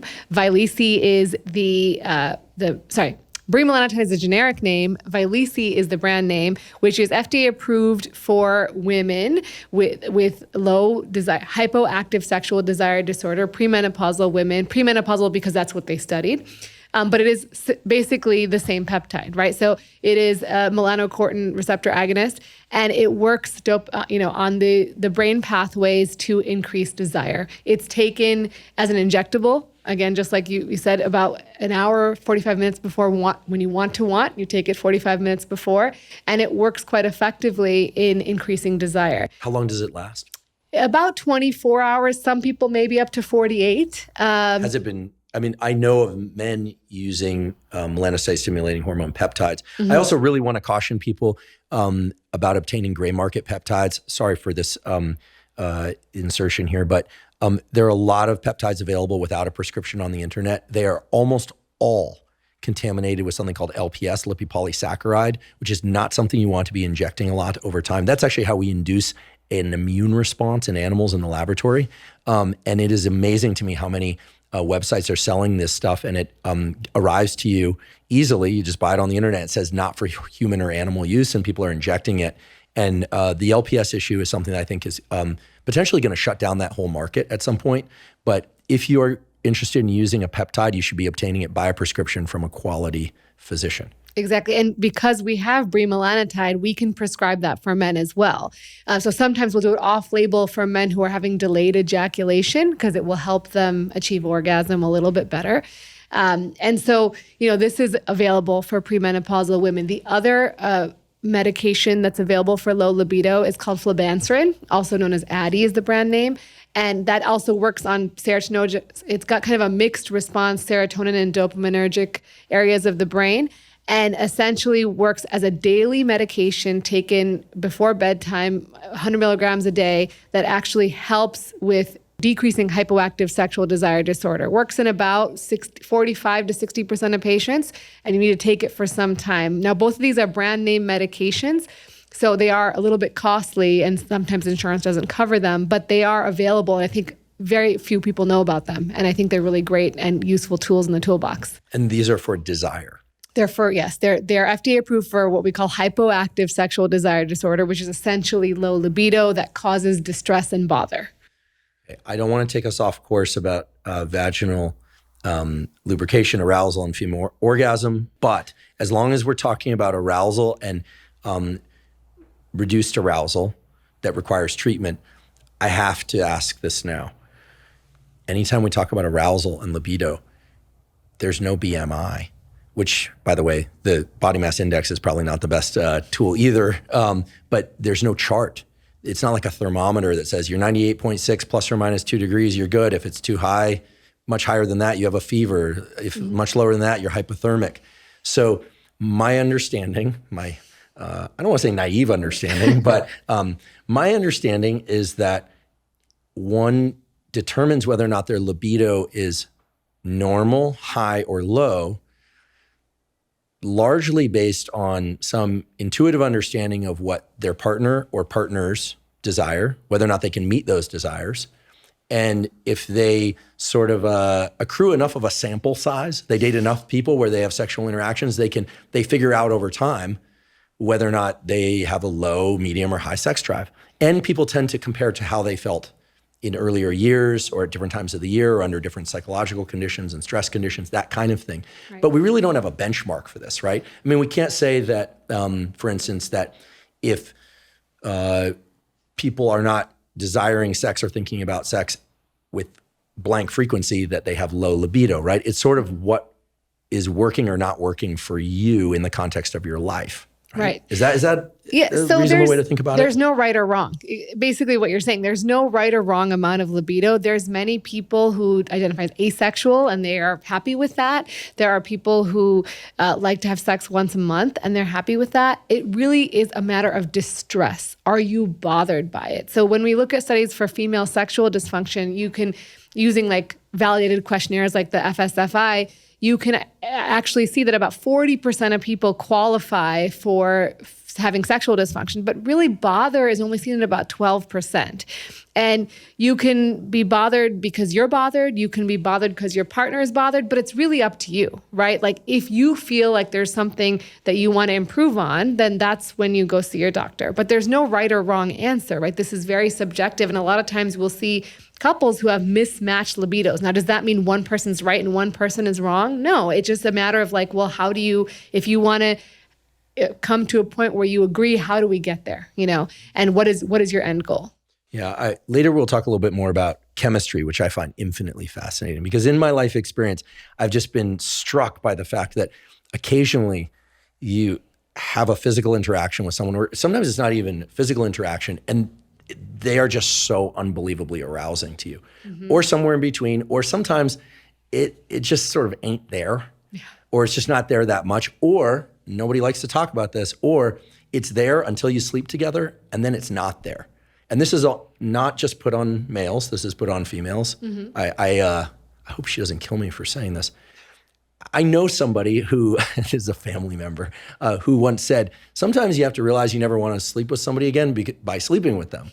And here we're not talking about traumatic experience, right? Right. So, right. Again, the discussion around libido, as you so aptly pointed out, engaging what is healthy levels of libido has a lot to do with what oneself desires as well as the hopes and expectations of the people that we are sexually involved with.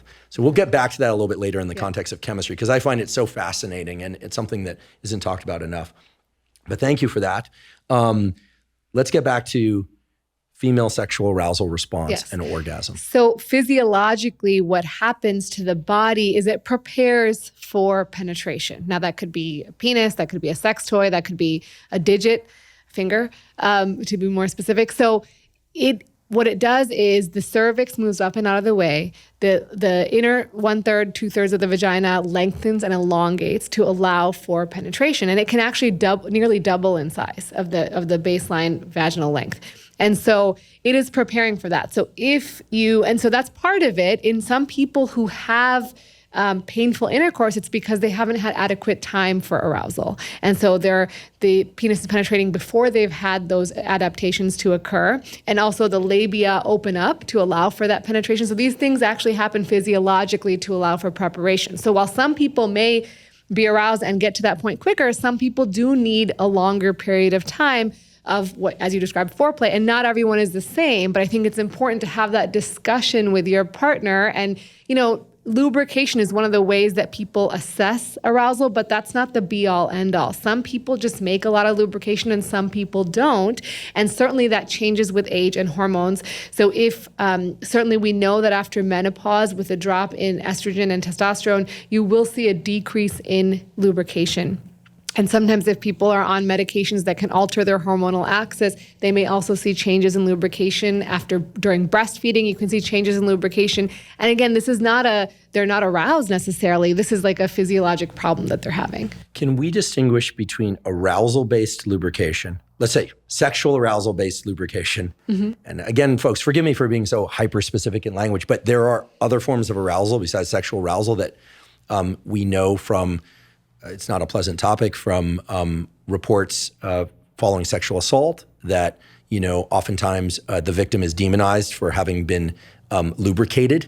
And they will say, well, then people will presume that somehow they wanted that interaction, and that's not true. Yeah. In those cases, it's clear that the lubrication occurred independent of libido type arousal. Exactly. Right. Okay. Yeah. So let's set that aside. Again, unpleasant topic, but one that's important to flag.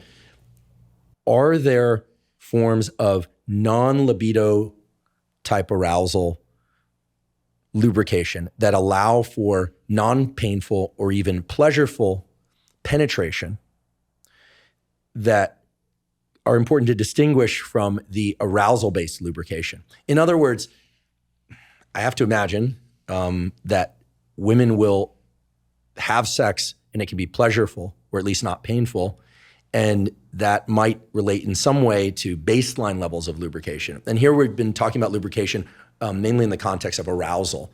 Post-menopausal reductions in lubrication, but are there also post-menopausal reductions in baseline lubrication? Are some people's vaginas just more lubricated at, I want to say at rest, it's like the scientist in me, when they're asleep, for instance? I mean, men are having erections in their sleep. Are women getting vaginal lubrications in their sleep periodically? My guess is yes. Well, they're definitely getting clitoral engorgement, right? They're getting clitoral engorgement. There's been some studies on that they are also getting nocturnal tumescence, right? Just like men do.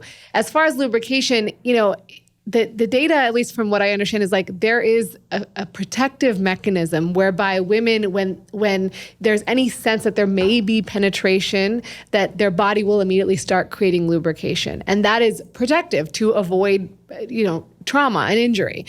There's also baseline vaginal discharge. That's completely normal. Women will make physiologic discharge. In fact, in our examinations, when we examine women, we'll say normal physiologic discharge because we see it. There's always discharge. And it can be up to like 5 milliliters. And so it's not a small amount. It can happen, it can be quite a lot. And it's menstrual cycle dependent in terms of the viscosity and the... Yes, it changes over the cycle and it can be different in color and different in thickness. And that's completely normal. And I think that's a real problem in the feminine hygiene industry.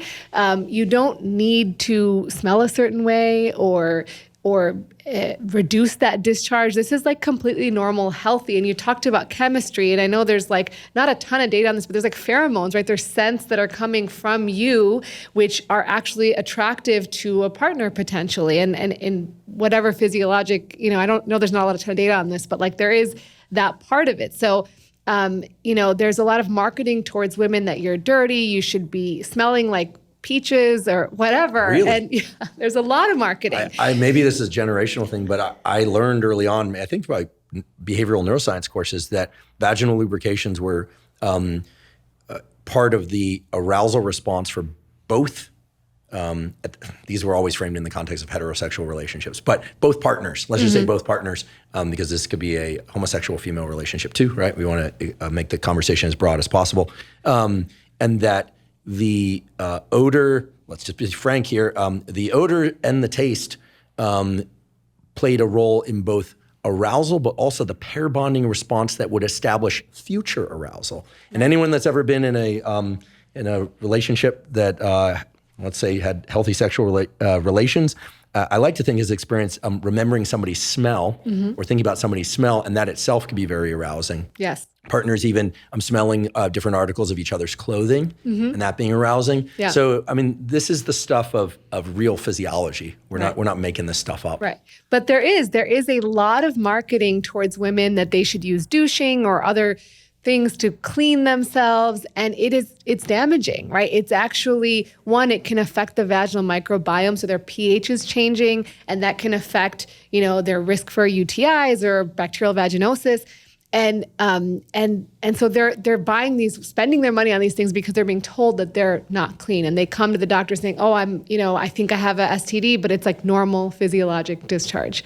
And so I think it's important to say that this is normal, and it's normal to have an odor that is distinct to you, and that there's, of course, if you have like a fishy odor, that may be a sign of like a very strong, new, novel odor that wasn't there before, that may be a sign of a sexually transmitted infection. But if it's your general odor that you've always had, that's normal. And what about other infections like yeast infections or bacterial infections? I got a number of questions about mycoplasma infections, which we don't hear that often about, but yeah, so you can see if your discharge has changed and become more like cottage cheese-like, or there's other symptoms like itching or discomfort. Then those are signs to go get evaluated. Mycoplasma is another infection that we see in the vagina, but we also actually sometimes see in the urine. And while it's not something we routinely test for, when we have people who have symptoms of urinary tract infection and they're not improving, sometimes we will check for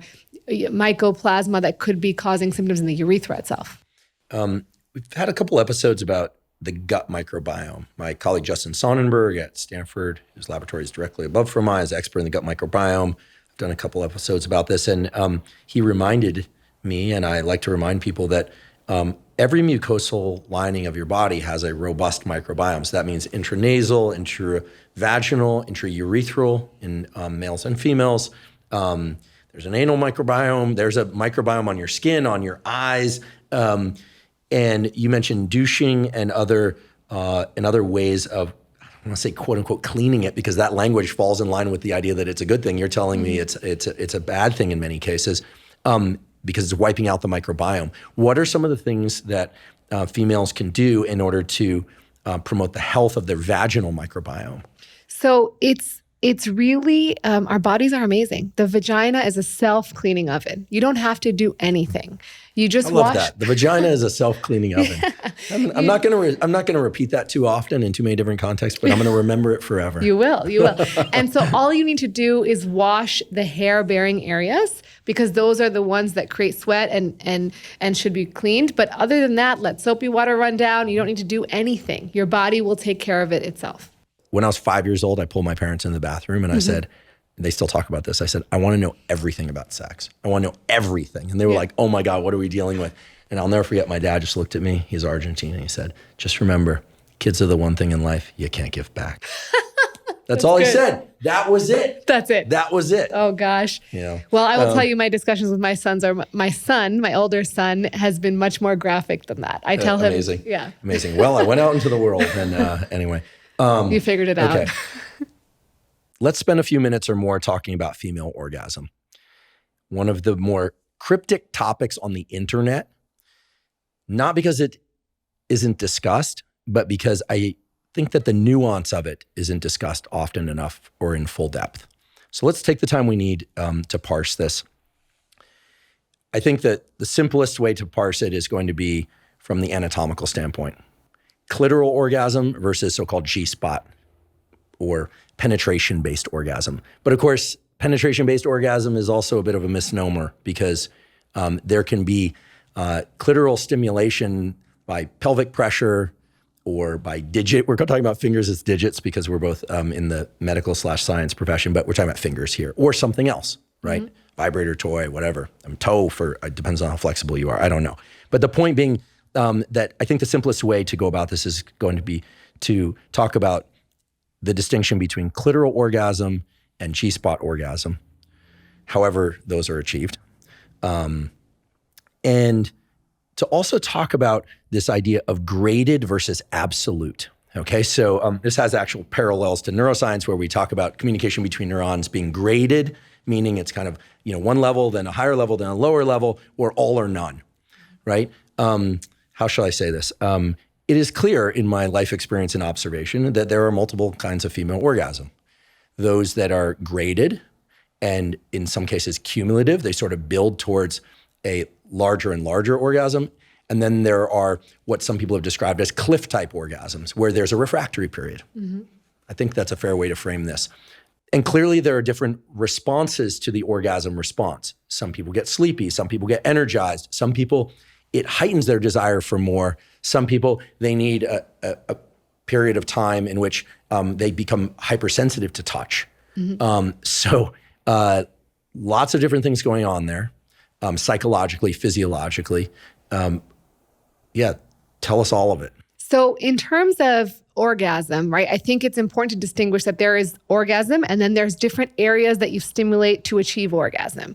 So some people will stimulate, the clitoris is probably the most reliable form of stimulation that will achieve orgasm. And when you look at the data, and again, female sexual dysfunction data is not super robust, but what we find is that about 85% of women require clitoral stimulation in order to climax. So very few actually climax through just vaginal penetration alone. And so this is, a real problem. We're seeing on the media that, you have sex and you penetrate and immediately women are having orgasms. That's not the reality for a lot of women. And in terms of stimulation, so like we've talked about throughout this podcast, the clitoris is the homologue of the penis, or the penis is the homologue of the clitoris, however you want to say it. Good on you for getting it both directions. Yeah. I probably would have screwed that one up. Yeah. So clitoral stimulation is just like penile stimulation. For women, that is very reliable. And there's a huge orgasm gap. For men, it's pretty consistent that when they have a first-time sexual encounter, 95% of men are having an orgasm.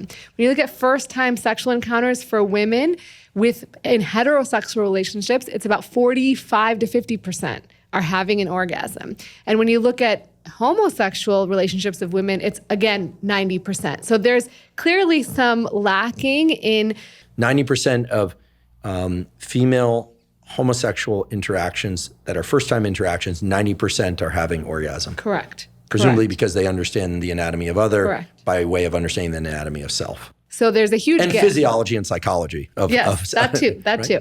But there's a huge gap there. And so I think to bring it home is that clitoral stimulation is the most reliable way. And as you mentioned, when you're stimulating vaginally, the clitoris is like a wishbone and it goes around the vagina. And so you're often stimulating the crura is what we call the legs, I guess, for lack of a better term, of the clitoris. And so you're stimulating that. You're also stimulating the clitoral shaft, which goes deep into the pelvis.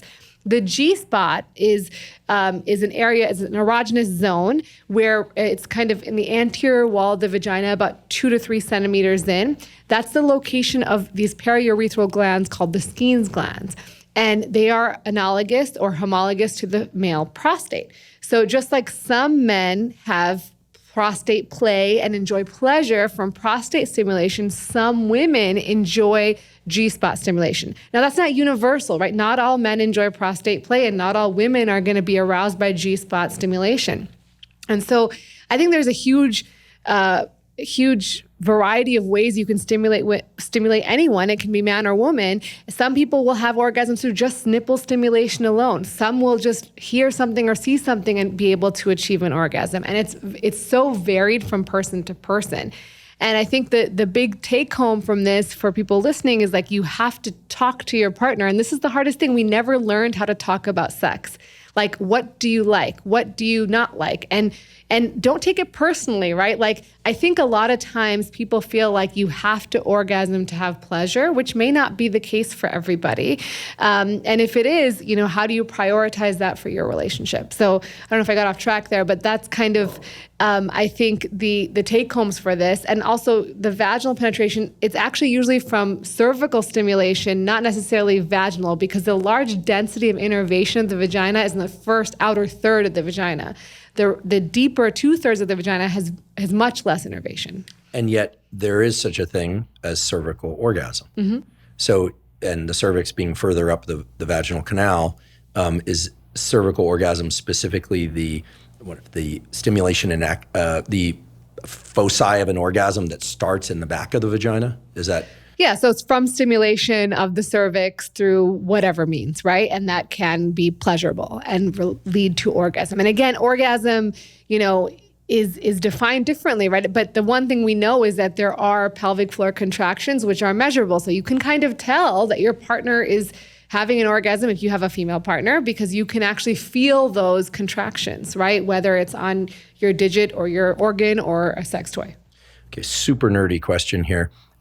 Years ago when I worked on hormone-based sexual differentiation, of which, by the way, we've done a episode of the podcast on previously, I learned that the levator ani muscle is the muscle that controls erection in males and presumably clitoral tumescence and engorgement in females.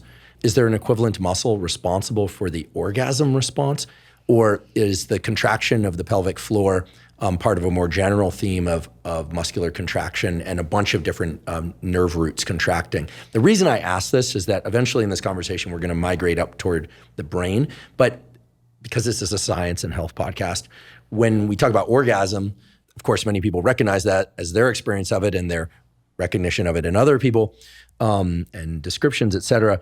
But are we talking about a response that originates at a foci? Kind of like in the brain, we talk about a seizure, starting at a focus, a foci, and then spreading out. Or are we talking about a bunch of different nerve roots and brain centers firing in synchrony? And that's why some people experience it as, behind their forehead and in their genitals, or as a whole body response. And here we're not talking about the flood of neurochemicals into the body. I'm talking about during those moments of orgasm, what is happening neurally? I mean, it does have certain parallels to seizure, right? It does. So let me go back to your first part of the question, which was about orgasm and, erection and tumescence being related to levator ani. So actually what happens during, the reason you get an erection and presumably clitoral stimulation the same way is blood flows into the erectile tissue, and the tunica, which is the outer layers of the erectile tissue, which are two basically cylindrical shaped structures in the penis and in the clitoris, they will fill with blood, and then that tunica will compress veins on the outside to prevent blood flow from leaving. So it's not a muscular event, it's an actual blood flow event. Then how come when we wanted to study erection behavior in rodents, we would give them injections of testosterone, females or males, and observe changes in sexual behavior accordingly, erection and clitoral tumescence, although it's harder to measure in rodents. There's a way of indirectly measuring that. And then we would measure the size and weight of the levator ani muscles as a readout of how androgenized that whole system was. In other words, what is the role of the levator ani in the sexual response? So the levator ani, or say levator ani. Well, you would know. I think. So those muscles are part of the pelvic floor, right? And so those contract when you climax, right? So whether it's orgasm for male or female, they're contracting and they're exercising, right? So that's how they would increase their strength or their density, if you're measuring that, through the actual climax of, which you can't see in rodents, right? So like you're kind of using it as a surrogate in that way. So that's what happens. Those muscles contract as a response, and climax is a brain-initiated event. Orgasm is a brain-initiated event. So that's why, to answer your second part, you obviously feel focal response, but you also can feel a variety of responses because it's all coming from the brain. It's not kind of the way you described it as like a ripple effect. It's more of like it's the way your body responds to that particular stimuli. And it's actually like the ultimate form of mindfulness. You can't think of anything else when you're orgasming, right? So it's like you have this moment of clarity and everything. You are very present in that moment. And so people will feel different stimulations depending on, how their sensor, their nerves are, their sensations are, and things like that. This is perhaps a good time to mention dopamine. We've talked about it a few times. Earlier when talking about the arousal arc that starts with parasympathetic, sort of calm, and then typically starts as calm and then moves to the orgasm response. We know that the orgasm response is associated with release of dopamine and then prolactin, which sets up the relative or absolute refractory period. The interesting thing, and I got some questions about this, is that there's literature, as I understand, about the elevation in dopamine caused by, say, antidepressants like Wellbutrin, bupropion, which increases dopamine and norepinephrine. People who recreationally use drugs like cocaine or other stimulants. People who take Adderall, Vyvanse, or other drugs that increase levels of dopamine, because I did a whole episode about those drugs, and they are different forms of amphetamine, unless we're talking about Ritalin, which is a little bit different. And I got a lot of questions about people who experience feeling a lot of desire, sort of arousal, but not being able to achieve the physical arousal, erection or vaginal lubrication. So it's almost as if they're sitting further along that arousal arc. Hence the importance, I think, of people learning to have calm states of mind when going into sexual interactions. Now, I realize that in saying that, it might be confusing because a lot of people think, well, that's anything but calm, right? Sexual arousal is anything but calm, but maintaining enough calm that they can ride that arc for whatever duration is appropriate for that interaction in them, right? Because again, and we should probably get back to this,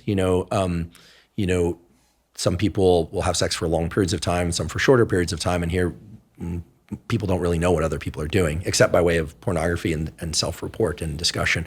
So Is it the case that drugs that increase dopamine can inhibit the sexual response? Do they tend to promote the sexual response? Because I also mentioned earlier, there's this growing trend of people taking, by way of prescription, of course, from a physician, combined apomorphine, which is a dopaminergic drug, with tadalafil, which is a PDE5 inhibitor, so it's going to increase blood flow.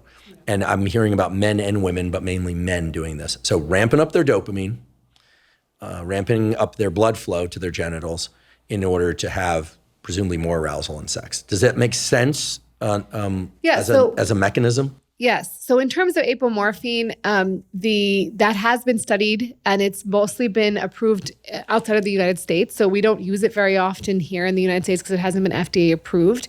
But it's a very complex response. So like I mentioned that flibanserin, which is a centrally acting medication, it actually has not only inhibitory and not only stimulatory, but also inhibitory effects on dopamine. So the way it sort of works to enhance interest or libido is sort of complex and kind of confusing. When it was actually approved, it was being studied for an antidepressant, and what they found was that women were actually having better interest in sex or more interest in sex, and so that's kind of how it was discovered. Similarly, Viagra was actually studied for high blood pressure, and when they went to it was horrible blood pressure medication, but then the men who took it actually didn't return the samples for the study. So they realized what's going on here? And it was because they were having better erections. Is it true that at some urology meeting that the first description of Viagra as a treatment for erectile dysfunction involved the speaker actually coming out from behind the podium and revealing his erection? Is that a true story? Yes. I don't think it was Viagra. I think it was an intracavernosal injection, though. I think he came out. It is a true story. There's actually a published article. I'll send it to you so you can share it if you'd like. I'm not sure I want to see it, but I'll read the article. There's a published article about people who were attending at the meeting. And yes, he came out. And at the time, it was mostly men in urology, but there were spouses, I guess, in the audience, which is not typical now. But so there were women in the audience, and he came out with a full-on erection to show that it worked. Well, I suppose at the urology meeting or OBGYN meeting where a woman comes out and reveals her enhanced vaginal lubrication, then we will have gender and sex balance at the meetings on urology. It'll be interesting to attend one of those someday. Differences in arousal as a function of stage of the menstrual cycle. Really interested in this. I did a long episode on fertility, and we're going to have a few other IVF experts, fertility experts on the podcast. But clearly, there are differences in hormones across the menstrual cycle. We know that for sure. Yeah. Clearly, there can be psychological variation according to those hormones, but probably other things across the menstrual cycle. And it's always an imperfect experiment because, we aren't laboratory rats and people are having different interactions across the menstrual cycle. Is there any known correlation between desire and stage of the menstrual cycle? There are some obvious assumptions that one might make, prior to ovulation, et cetera, around the time of ovulation. But what about the other direction too?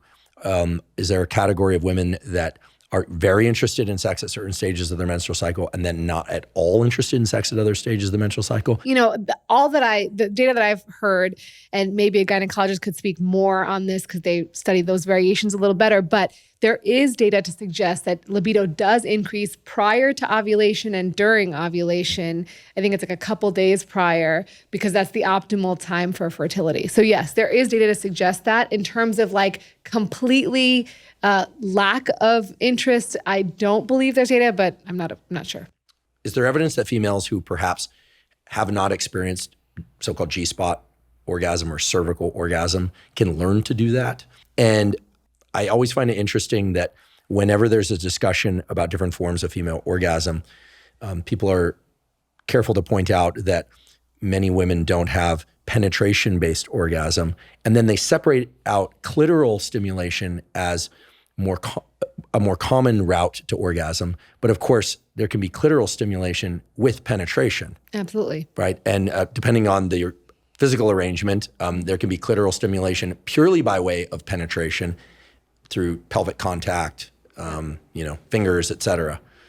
So how should we think about this? How should we talk about it? So there was an interesting study that I just read recently where they gave women words for these things, right? So there's like the rocking stimulation. So that can also stimulate. So meaning that you're penetrating, but there's like a rocking motion that can also penetrate the clitoris. There's stimulation of just the outer part of the vagina, which again, as I mentioned, the G-spot is there. It's more highly innervated, so that can be more stimulating. There's also ways to align yourself so that when you're penetrating, you're putting pressure on the clitoris. And then there's, stimulation with like actual stimulation of the clitoris, like intentional stimulation, either by yourself or by the partner. And so there are multiple different ways to do that, right? And so I think that it's important to really it's okay to explore and not always be a home run. And I think that's like when you get into a relationship where you're maybe second, third, fourth time having intercourse with someone, that you can try and explore these different things. Or if the partner themselves knows what they like, to actually tell the other partner, right? There's a huge part of communication that I think plays a huge role in this, because we know ourselves better than anyone else. So you can tell your partner what you like. And I think that we have never been taught how to do that. Yeah, such important conversations for so many reasons. And as you point out, definitely not something they teach people in school, except, they might say something about, communication is important. And that almost always circles back to the key four things we talked about earlier, which is consent and age appropriate, context appropriate, these kinds of things. And obviously substances like alcohol and other drugs can strongly confound those issues. And so we'll just leave that as a kind of an obvious one. As long as we're talking about communication around sexual interactions, perhaps it would be useful to people to cultivate a language or a nomenclature there too, to facilitate that. Some of the language that I've heard that is quite useful is things like, people have different arousal templates. Right? Some people, certain ideas are stimulating to them and other ideas are aversive to them. Mm-hmm. And then there's this category in between where sometimes people sort of either don't know because they haven't tried it or haven't thought about it, or they're sort of curious but kind of unsure, or it might work in the right context, but maybe not all the time. Yeah. So is there any kind of structure that's been put out there as a way to improve communication around sexual interactions? Yeah, I mean, there's no like script, but I think in general, you want to have the conversation outside of the bedroom. So not like right before sex or right after sex, because that leads to like a sense of insecurity for the other person, right? Did I do something wrong? Did something go wrong here? So you want to kind of move those to a neutral location. So like kitchen table, in the car, whatever, somewhere where, sex is not going to happen, at least for that particular moment. And we have, for folks listening, been some challenging conversations on this podcast. Challenging because you're trying to get things clear and as clear as possible. This one's challenging because there's so many caveats to everything, right? We don't. Of course, people have sex in cars, right? Yeah. Or they did when I was growing up, and sometimes they still do. Okay, please continue. Yes. So that's one. And then two, like when you're discussing it, I mean, this is kind of goes for any difficult conversation, is like you make I statements, right? You say, I like it when this, I don't like it with this. It's not something you did, right? It's not you didn't do this, you didn't do that. It makes kind of an animosity sort of situation. And then, I think also part of it is like being open about those things. And it's not going to happen in one conversation. I think that's the hard part. Like you think you're going to have a conversation, it's going to go great and things are going to be better. It's going to be like multiple conversations and some of them are not going to go well, right? So like that's another place where you can actually get the help of a sex therapist. And there is a website for that. It's AASECT.org, where you can look for a sex therapist near you, and you can even do those things virtually. And so that can be really helpful when you're having difficulty having a conversation. Yeah, I think, again, such important conversations. And then when people differ in terms of their level of experience, it gets potentially problematic, but also it can be potentially educational. And then, of course, there are the twists and turns that occur with when one is asking about somebody else's arousal template. Oftentimes, you'll learn things about people's sexual past. And that can be either neutral, stimulating, or aversive, right? That can open up all sorts of other issues related to the psychological interplay. So there's no way we can parse all of those now. I just think it's worth highlighting that it's understandable why those conversations are challenging. And It also is understanding why pornography isn't going to involve those conversations, right? Right? The only conversations there are between your brain, your hands, and your eyes, and your ears. Not going to highlight any particular order there. I want to switch gears slightly and talk about UTIs. I got a lot of questions about urinary tract infections. Let's make it related to both females and males, because yes, males get urinary tract infections, females get them. More females asked about urinary tract infections. How common are they? Should they always be treated with antibiotics? Is cranberry really a good treatment? If so, why? Are there other things that are better? Is it related to the acidity or alkalinity? How does one prevent getting UTIs? Can you get them from swimming? Should you urinate after sex? Tell us about UTIs and how not to get them and how to get rid of them. Happy to. So UTIs are very common in women. Probably up to 50% of women get at least one UTI in their lifetime.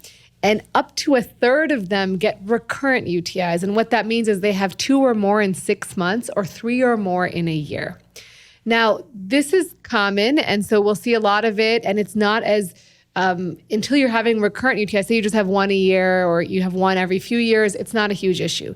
In men, however, UTIs are much less common, and that's because the urethra is longer. So there's less entry from the outside world into the bladder, which causes infections. And so when men get a UTI, it's concerning. Like, why is a man getting a UTI? There's multiple reasons that it could happen, but it should be investigated, so that you can make sure there's no anatomic abnormality or functional abnormality with the bladder that's causing the UTIs. In terms of prevention, there are kind of major things that are highlighted in the guidelines that we all talk about. So one is hydration. So making sure you're drinking about 2 to 3 liters of fluid, ideally water a day, because dilution is the solution to the pollution, right? So drinking more fluids is going to get that bacteria and you're going to pee it out. It's going to help not let it sit around in the bladder very often. Another thing in women who have altered states of estrogen, whether it's post-menopausal, surgical menopause, or maybe have reduced estrogen for postpartum or other reasons. What about during the second half of the menstrual cycle? Not necessarily for those specific people, but for those specific times, but because it's pretty short-lived. I guess you could use it, but is vaginal estrogen. So vaginal estrogen, meaning estrogen that's applied in the vagina, either through a cream, a suppository, or a ring, is highly effective in reducing the occurrence of recurrent UTIs. And this is because when you have low estrogen, the pH in the vagina goes up. And the pH in the vagina goes up because there's less conversion of glycogen to lactobacilli, and then those lactobacilli are preventative for UTIs. So essentially, you want to reduce the pH back to its normal acidic pH, and vaginal estrogen is very effective at doing that. In fact, in our clinics, we'll actually check a vaginal pH, to see if there is an indication that their pH is too high, that maybe they do need vaginal estrogen, particularly around perimenopause, because it's hard to tell just by looking if they are really heading into a lower estrogen state sometimes. And so that's very, very effective and very, very safe. So when you look at estrogen, the Women's Health Initiative way back when sort of made a big stink about how estrogen is related to cancer. However, vaginal estrogen has never, ever been a reported breast cancer, uterine cancer, or any other blood clot, any other adverse event associated with vaginal estrogen. You can get some breast tenderness, some discharge. Those things can occur. But the absorbed amount vaginally is so little that your estrogen level barely goes up. It doesn't even reach premenopausal levels. So it just goes up very slightly in the bloodstream, not enough to create any sort of abnormality. So vaginal estrogen is extremely safe and it's pretty affordable. You could actually use coupons if your insurance doesn't cover it through, GoodRx or Mark Cuban's pharmacy and get it very, very affordably. And it's very effective. It does take about 3 months to work. So, you have to be consistent. You apply it about twice a week at night, sometimes 3 times a week. And it's very effective. The ring you put in once and it lasts for 3 months. But so generally speaking, that's the most effective option for low estrogen states. Other kind of simple things are trying to make sure you're completely emptying your bladder. So over a lifetime, people can develop some mild pelvic floor dysfunction, right? Not enough to create pain or discomfort, but maybe they're not emptying completely, right? Because maybe they used to hold their urine for long periods of time when they were a kid, or maybe they're always hovering over the toilet because they don't want to sit on it at work. And over time, that can create a little bit of mild dysfunction, which can make it more difficult to completely empty the bladder. And when urine is sitting in the bladder for long periods of time, it's basically food for bacteria to grow.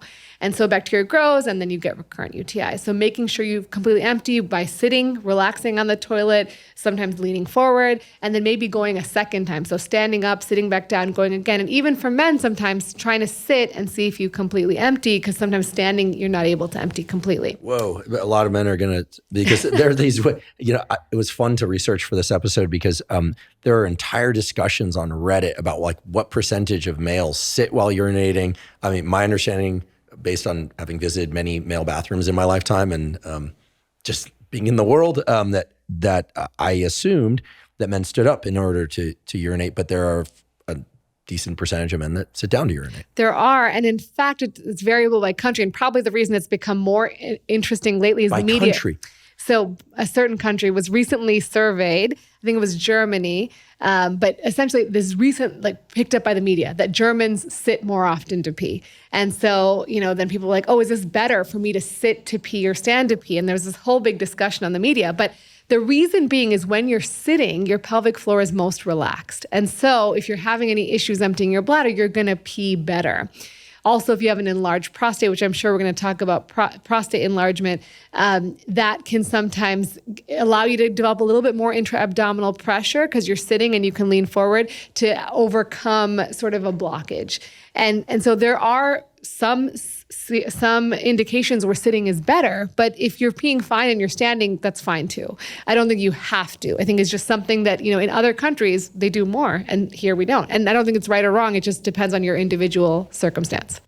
Can spermicides or condoms or both increase the frequency of UTIs for females? So spermicides, absolutely. So spermicides, if your condom has spermicide on it or you're using spermicides, that is a known risk factor for UTIs.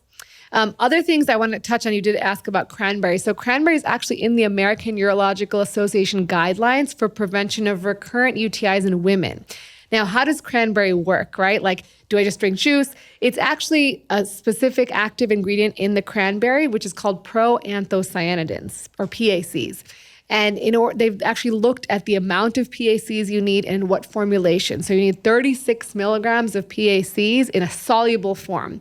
So a lot of the supplements on the market will say that they're 36 milligrams of PACs, but they're like the whole berry. So they're using the skin of the berry and the stem of the berry, and that's not going to help you. So you need to make sure that the supplement you're using is a soluble form of the cranberry, and it's actually very, very effective at reducing the risk of UTIs. So do you mean capsules, like a gel cap? Yeah, it's a capsule that you take once a day.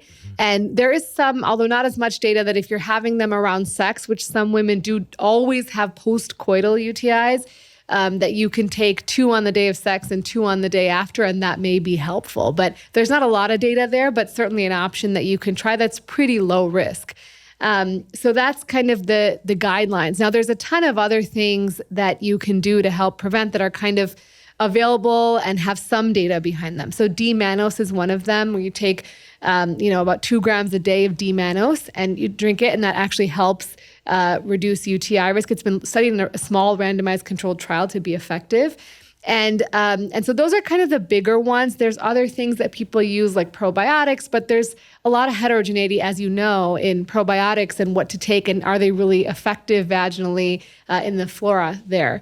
So those are kind of the big things. And there is actually a lot of microbiome study in UTIs going on actually at UCLA, where they're looking at the microbiome of people who are more at risk for UTIs or even overactive bladder, other conditions like that. And they're trying to figure out, is there something here that we can target or that we can figure out is causing problems, because sometimes we just can't figure out why it's happening. In terms of wiping from front to back and swimming and peeing after sex, there's no good data on any of those things. Wiping from front to back, I think it does create a little bit of like shame. Like it's not a big deal if you wipe back to front as long as you're not like, as long as you've like cleaned yourself, so to speak. So I think it's less of an issue. But what we're talking about is you're referring to any contamination from anal, any bacteria around the anus. Correct, yes. Right. And a lot of women who have recurrent UTIs like tend to come and feel very dirty. Like there's something wrong with them. They're like, oh, I wash all the time. I'm really clean. I'm really this. And, it's not something they're doing. It's probably a microbiome effect or a hormonal effect, or, there's something going on that we need to investigate further. It could also be an anatomical or functional problem where you're not emptying the bladder correctly. So there's lots of different factors it could be. And it's like very infrequent. I would say like I've never seen a patient who's dirty and that's the reason they're getting UTIs. Perhaps even the opposite is true. They're cleaning too much based on what you told us earlier. Yeah. And they're eliminating the gut just rolls off the tongue. Again, no pun intended.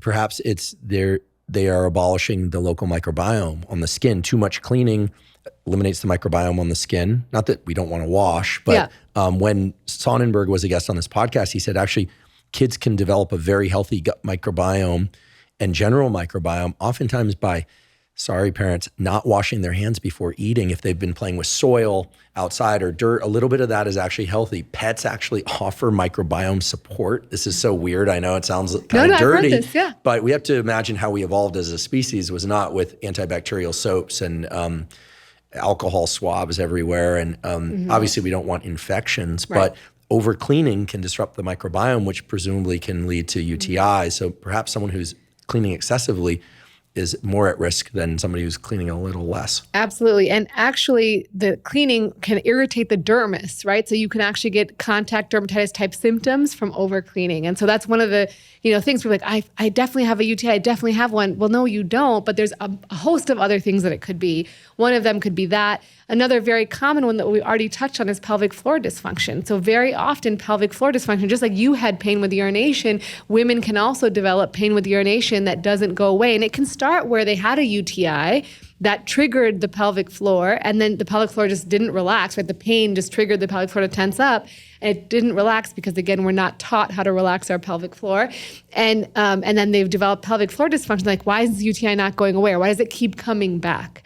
And so that's another common thing that we see in people who have quote-unquote recurrent UTIs but don't really have them. To be clear, I experienced the pain in urination as a consequence of trying those damn Kegels that everyone's talking about. Stopping that was informative in two directions. One, it relieved the pain very quickly, so that was good. The other was I realized that it is possible to have a pelvic floor that's neither hypercontracted nor over-relaxed, and in some cases just not doing anything for it is the best circumstance, right? So, and the only reason I mentioned that is because obviously this discussion is not about my pelvic floor. This discussion is about the fact that some people perhaps need to clean less. Some people maybe more, but probably not based on what you said. Some people might need to strengthen their pelvic floor. Some people might need to relax their pelvic floor, and some people's pelvic floor is probably A-okay. I think any discussion about anything medical or, especially hormone stuff, this happens a lot in the discussions around that I get into, it seems, with males. They're like, every male now seems to wonder if their testosterone is too low, except the ones that are blasting testosterone because they know it's excessively high. And as you point out earlier, at least in terms of sexual function, that's unlikely to be the case. Maybe less desire, but in terms of genital-based arousal function, probably. Yeah, and you've talked about testosterone a lot on the podcast, so I'm sure your audience knows very well the multitude of benefits for testosterone. So I think there is value in assessing hormone panels and assessing your level of free testosterone, and assessing if you're having symptoms that are not always sexual, right? It can be depression, it can be weight gain, that you're not gaining muscle mass. You can have cognitive changes. So those things can still be a sign of low testosterone and very valuable and important to assess. That reminds me of another thing, and then we'll get back to UTIs, and I want to talk about kidney stones. But I've heard of women using a small amount of testosterone cream directly on the clitoris as a way to amplify maybe it's the desire and arousal effect, or perhaps just one or the other. So the way that we discuss testosterone use, and there are like consensus statements, and there's actually an abundance of data on testosterone use, particularly in postmenopausal women for low libido or low sexual desire. And it's all been very positive in the sense there's been increased sexual desire based on validated questionnaires, increased number of sexually satisfying events with testosterone use. Now, the range of testosterone in women is about 1/10 of the amount of testosterone a man needs, right? So testosterone cream is systemically absorbed wherever you apply it. And so the way we generally recommend women to try this, if they are having low libido and we've ruled out other issues that may be psychologic, relationship, other issues that can affect libido, medications, there's a lot of things obviously that go into that. But if we said, and we've checked their testosterone, it appears to be low for physiologic levels for women, which again is 1/10 of the male level, then we can actually prescribe off-label testosterone. And the guidelines or the consensus statements are not like true guidelines, but they recommend using transdermal testosterone. So getting, androgel tubes from the pharmacy and putting 1/10 of one tube on the back of the calf or the upper outer buttock, a hairless area, for absorption that can improve desire overall. And then the other place we use testosterone is in women who have what we call vestibulodynia. So the vestibule is the area outside the vagina, which is very hormonally active. There's lots of androgen receptors there. And it can actually, when you have hormonal issues, meaning lower testosterone and estrogen in that area, it can cause pain. And so actually applying a combined or compounded estrogen testosterone cream to that area over time can reduce that pain and discomfort. So as you know, testosterone receptors or androgen receptors all over the body, very much in the genitals, very much in the brain, and they're a very useful place to treat women for those issues. Thank you. Kidney stones. I hope to never have one. I hope you don't either. People get them. How do you avoid getting them, and how do you get rid of them? So kidney stones very often they can be for a variety of different metabolic disorders, right? So it can be dehydration is a very common cause of it. So dehydration combined with maybe a slight metabolic abnormality where you're creating more calcium or oxalate in your urine can result in kidney stones. And so how can you prevent them? I mean, each person is individual. If you get a kidney stone, typically we do what's called a 24-hour urine analysis plus some blood work to assess what is the metabolic abnormality so we can target that either with diet or with medication. And so the kind of general recommendations for people who have kidney stones, one is increase your fluid intake to 2 to 3 liters. Again, the same number I told you before. You want to decrease your oxalate intake. Now, if you Google oxalate, you're going to find a million things that you eat that have oxalate in them. But the big ones are spinach and rhubarb. We're seeing a lot of nuts too that are, people eating a lot more nuts to get more protein. So, cutting back, it's impossible to get rid of all of that in your diet, but if you're having like a spinach salad every day, well, switch it to a different green, right? Don't eat spinach every day. Also, you want to increase your citrate intake. That's an inhibitor of kidney stone formation. So increasing fruits and things like that to increase citrate, vegetables as well. Actually, one easily accessible thing is Crystal Light. It has a high citrate composition, so you can drink Crystal Light with that 2 to 3 liters, and that can be helpful. You want to decrease your protein intake, so high levels of purines or purogenic meats like red meats and things can also put you at higher risk. So these are kind of the general sort of preventative measures we talk about for kidney stones. If you have a kidney stone, so a lot of times people can have kidney stones in their kidneys, they're not creating any problems, they're tiny, we can observe them over time. If they start getting very large or they are starting to move into the ureters or the tubes that drain the kidney, oftentimes they're accompanied with pain, quite a bit of pain, and it can be very uncomfortable. In those cases, we can, if they're not having any infection symptoms, meaning there's no signs of a urinary tract infection, there's no fevers, no chills, we can treat it conservatively with pain medication. And also there are medications like Flomax, which we use for enlarged prostate as well, that actually relaxes the ureteral smooth muscle to allow the stone to pass a little bit better. If you're having an infection, you got to get it treated right away. You can get very sick very quickly. In fact, I've seen young, healthy patients, like they're healthier than me, walk in the ER with a kidney stone, and within 24 hours, they're in the ICU because they're really sick because of a kidney stone. So an obstructed, fever, urinating, tea-colored urine, so meaning blood in the urine. Yeah. All of those are important warning signs that you ideally don't get to. Yeah, blood in the urine, doesn't always mean infection. It could just be irritation from the stone, but certainly fevers, chills, or you have a sign of an infection and the stone looks like it's blocking. So if you get imaging and you see what's called hydronephrosis or pressure behind the kidney, and you have these signs of infection, we don't want to wait because you can get sick pretty quickly. And then, once to treat the kidney stones, there's 3 major options. One is shock waves. Another is ureteroscopy, where we go in with a camera and we have a small laser. We break it up into small pieces and take it out. Where's the camera inserted? Through the urethra? Correct. You're asleep under anesthesia, so you don't have to. You saw that. Yeah, I saw. You saw the wince. And then percutaneous nephrolithotomy, which is done if you have a large kidney stone or a very hard kidney stone that's up in the kidney. You can go in through the back with a small incision and with a specialized camera that goes in and uses ultrasonic lithotripsy to break up that stone and kind of suck it out that way.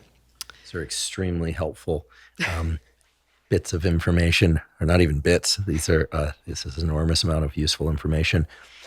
I'd like to pivot again for sake of breadth. We can't go into extreme depth on everything, but appreciate your willingness to follow this carousel with me. Oral contraception. Previously on this podcast, I hosted a female physician guest who offered both sides of female oral contraception, discussed some of the benefits, discussed some of the risks. I made the decision to post clips about both on the internet, and wow, was I surprised, but also, frankly, a bit shocked, and then finally intrigued by how polarized the discussion is around female oral contraception and female contraception in general. So NuvaRing, Norplant, the pill, broad category of things there, but for sake of discussion, the pill, et cetera. It seemed that approximately 50% of responses, which seemed to come mainly from women, were of this stuff is terrible, it ruined my life, it ruins lives, it destroys you, it has immense risk. And then the other half seemed to say, no, there's reduced risk of certain forms of cervical cancer. This has allowed me the sexual choices and lifestyle that I prefer without risk of pregnancy. It was astonishing to the point where I thought, wow, if only I could post both clips simultaneously. So obviously I don't know what the answer is, but I do know that this is among the more polarizing topics available for discussion. So what is the story? Meaning, what are the data about oral contraception? Why so much controversy? And what's the real deal here? Yes. So it is a very polarizing topic, and there is abundant data. In fact, we even did a study, and again, this is not like high quality evidence, but we looked at Reddit threads and we looked at sexual dysfunction, specifically low libido, orgasmic difficulties, and we read hundreds of threads, and we did a qualitative analysis in females to see what are people talking about. And problems with oral contraceptives and antidepressants leading to low libido and being very, as you described, very this has ruined my life, was very common. And so the theory is that, taking oral contraceptives increases the amount of sex hormone binding globulin, which binds testosterone and estrogen. And that actually makes testosterone less available, which is, as we've talked about, a very important hormone for desire. And so in some subset of people, they're seeing very significant consequences of taking oral contraceptives. Now, I think that there is, we don't know which women are going to have this problem, and we don't know how. It's probably a very small subset of people, but we do know that this does happen, and that when you measure SHBG levels, they're up, and that even after they stop the oral contraceptives, you'll see elevated SHBG levels from baseline. For how long? For at least 4 months afterwards, you'll still see elevated SHBG levels. So we don't know. But not infinite. I mean, we don't know. We don't know. The endocrine system is weird because we assume everything is a short-term effect, but there's some plasticity in the system, especially because it's a neuroendocrine system. So okay. So I think there's some neuroplasticity there that occurs as well, and so we do see this, and I think that the other side of it is, absolutely, oral contraceptives are amazing, right? They're helpful for sexual freedom, for preventing pregnancy, for a lot of things, and particularly other conditions too, like PCOS and other problems. Oral contraceptives are amazing, and they've changed, gynecology and management of these women for, in a very positive way. And so I think, yes, I do think that there is oral contraceptive related sexual dysfunction. Usually low dose estrogen sort of contraceptives are the culprit. But I think that it's again, the data, female sexual dysfunction literature is just not as robust as male sexual dysfunction literature. I saw a lot of comments about how oral contraception had led to depressive-like symptoms, or just kind of anhedonia and apathy, not just lowered libido. I can imagine how that would be the case through the elevated sex hormone binding globulin, which is, preventing testosterone and estrogen from being free, right. literally, right. and exerting their effects on not just the body, but the brain. Mm-hmm. But is there any evidence that oral contraception can disrupt neurotransmitters? I'm not aware of any. I don't think so, not to my knowledge. Okay. Well, it sounds to me like oral contraception for women, because that's where we normally hear about it, it sounds like there's a varied response and it's highly individual. I certainly had partners that loved the pill, or at least didn't seem to mind it. I've had some that hated it and it's like, no way, tried that, never will. Or, just went with other forms of contraception, or for whatever reason, we're not using contraception. So it seems to me that there's a lot of variation out there. How does one explore that without risk of permanent damage? It sounds like truly permanent damage is unlikely. What are the other options? Is the ring, copper IUD? So any sort of long-acting hormonal contraceptive, we've seen, that's what we counsel patients on, is if they're having issues with oral contraceptives, even if they come in with pelvic pain and they're on oral contraceptives, I'll tell them, just stop, because maybe the effect on the androgen receptors or estrogen receptors is affecting, the lubrication or other things. We're not sure, but why don't you stop it and go get a long-acting contraceptive method? Like an IUD. Like an IUD. And our IUD safe? And here we should probably say, okay, copper IUD is one form. You want to mention a few of the other forms So of I IUDs? don't prescribe IUDs, but generally speaking, they're very safe. Of course, there's risk with any sort of, it's a procedure. You're inserting an IUD. So there's obviously some small risks associated with it, but it is safe and effective form of contraception. If people are wondering why the copper IUD is an effective form of contraception, copper is it's like the third rail for sperm, as I understand it. So much so that I was able to find some evidence for this in the medical textbooks that in the old days, as they say, prostitutes who wanted to avoid pregnancy would put copper pennies in their vagina. Really? Now, I don't recommend that to anyone. Don't and do that. Please. And I don't think it's a foolproof form of contraception, but there is evidence that did happen. So, which is amazing. That means that people somehow figured out the copper sperm relationship, which isn't a good one for the sperm, and deduced from that a behavior. Yeah, that's Rena's cringing. I am not suggesting people do that. I think it's just an interesting medical factoid. Yeah. I can tell you want to move on from this topic. So we will. Before discussing prostate and anal sex, not stated next to one another for any particular reason, I want to talk about SSRIs. A lot of people over the last 20, 30 years have been prescribed selective serotonin reuptake inhibitors and other antidepressants that have disrupted their sexual function or their sexual desire, it seems in particular. Do you see a lot of this in your clinic? Do you hear about it? What can people do about it? Oftentimes these sexual arousal or dysfunction issues associated with SSRIs and other medications make those medications prohibitive. for people? So, serotonin is kind of the anti to orgasm.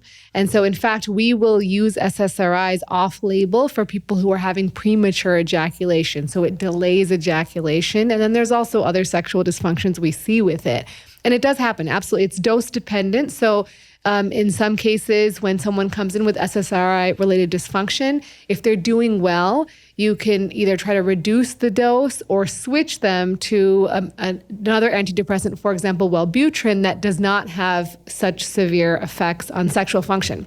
And so you can also use like Cialis and Viagra, like we've talked about for erectile dysfunction, as an addition if we can't change their medication management. Because, and this gets a little bit complicated because we know erectile dysfunction and depression are very interrelated. Now, what's causing what and what, where do we, maybe somebody went to see their doctor for depression, but was also having issues with erections. And now if you fix the erections, do you help with the depression? Like what, you know what I mean? So males everywhere are shouting yes. So I think that there's a lot of discussion that has to be had there. It's a lot easier to talk to your primary care doctor about depression than it is about your erections. And so I think it's important to really dig into that a little bit.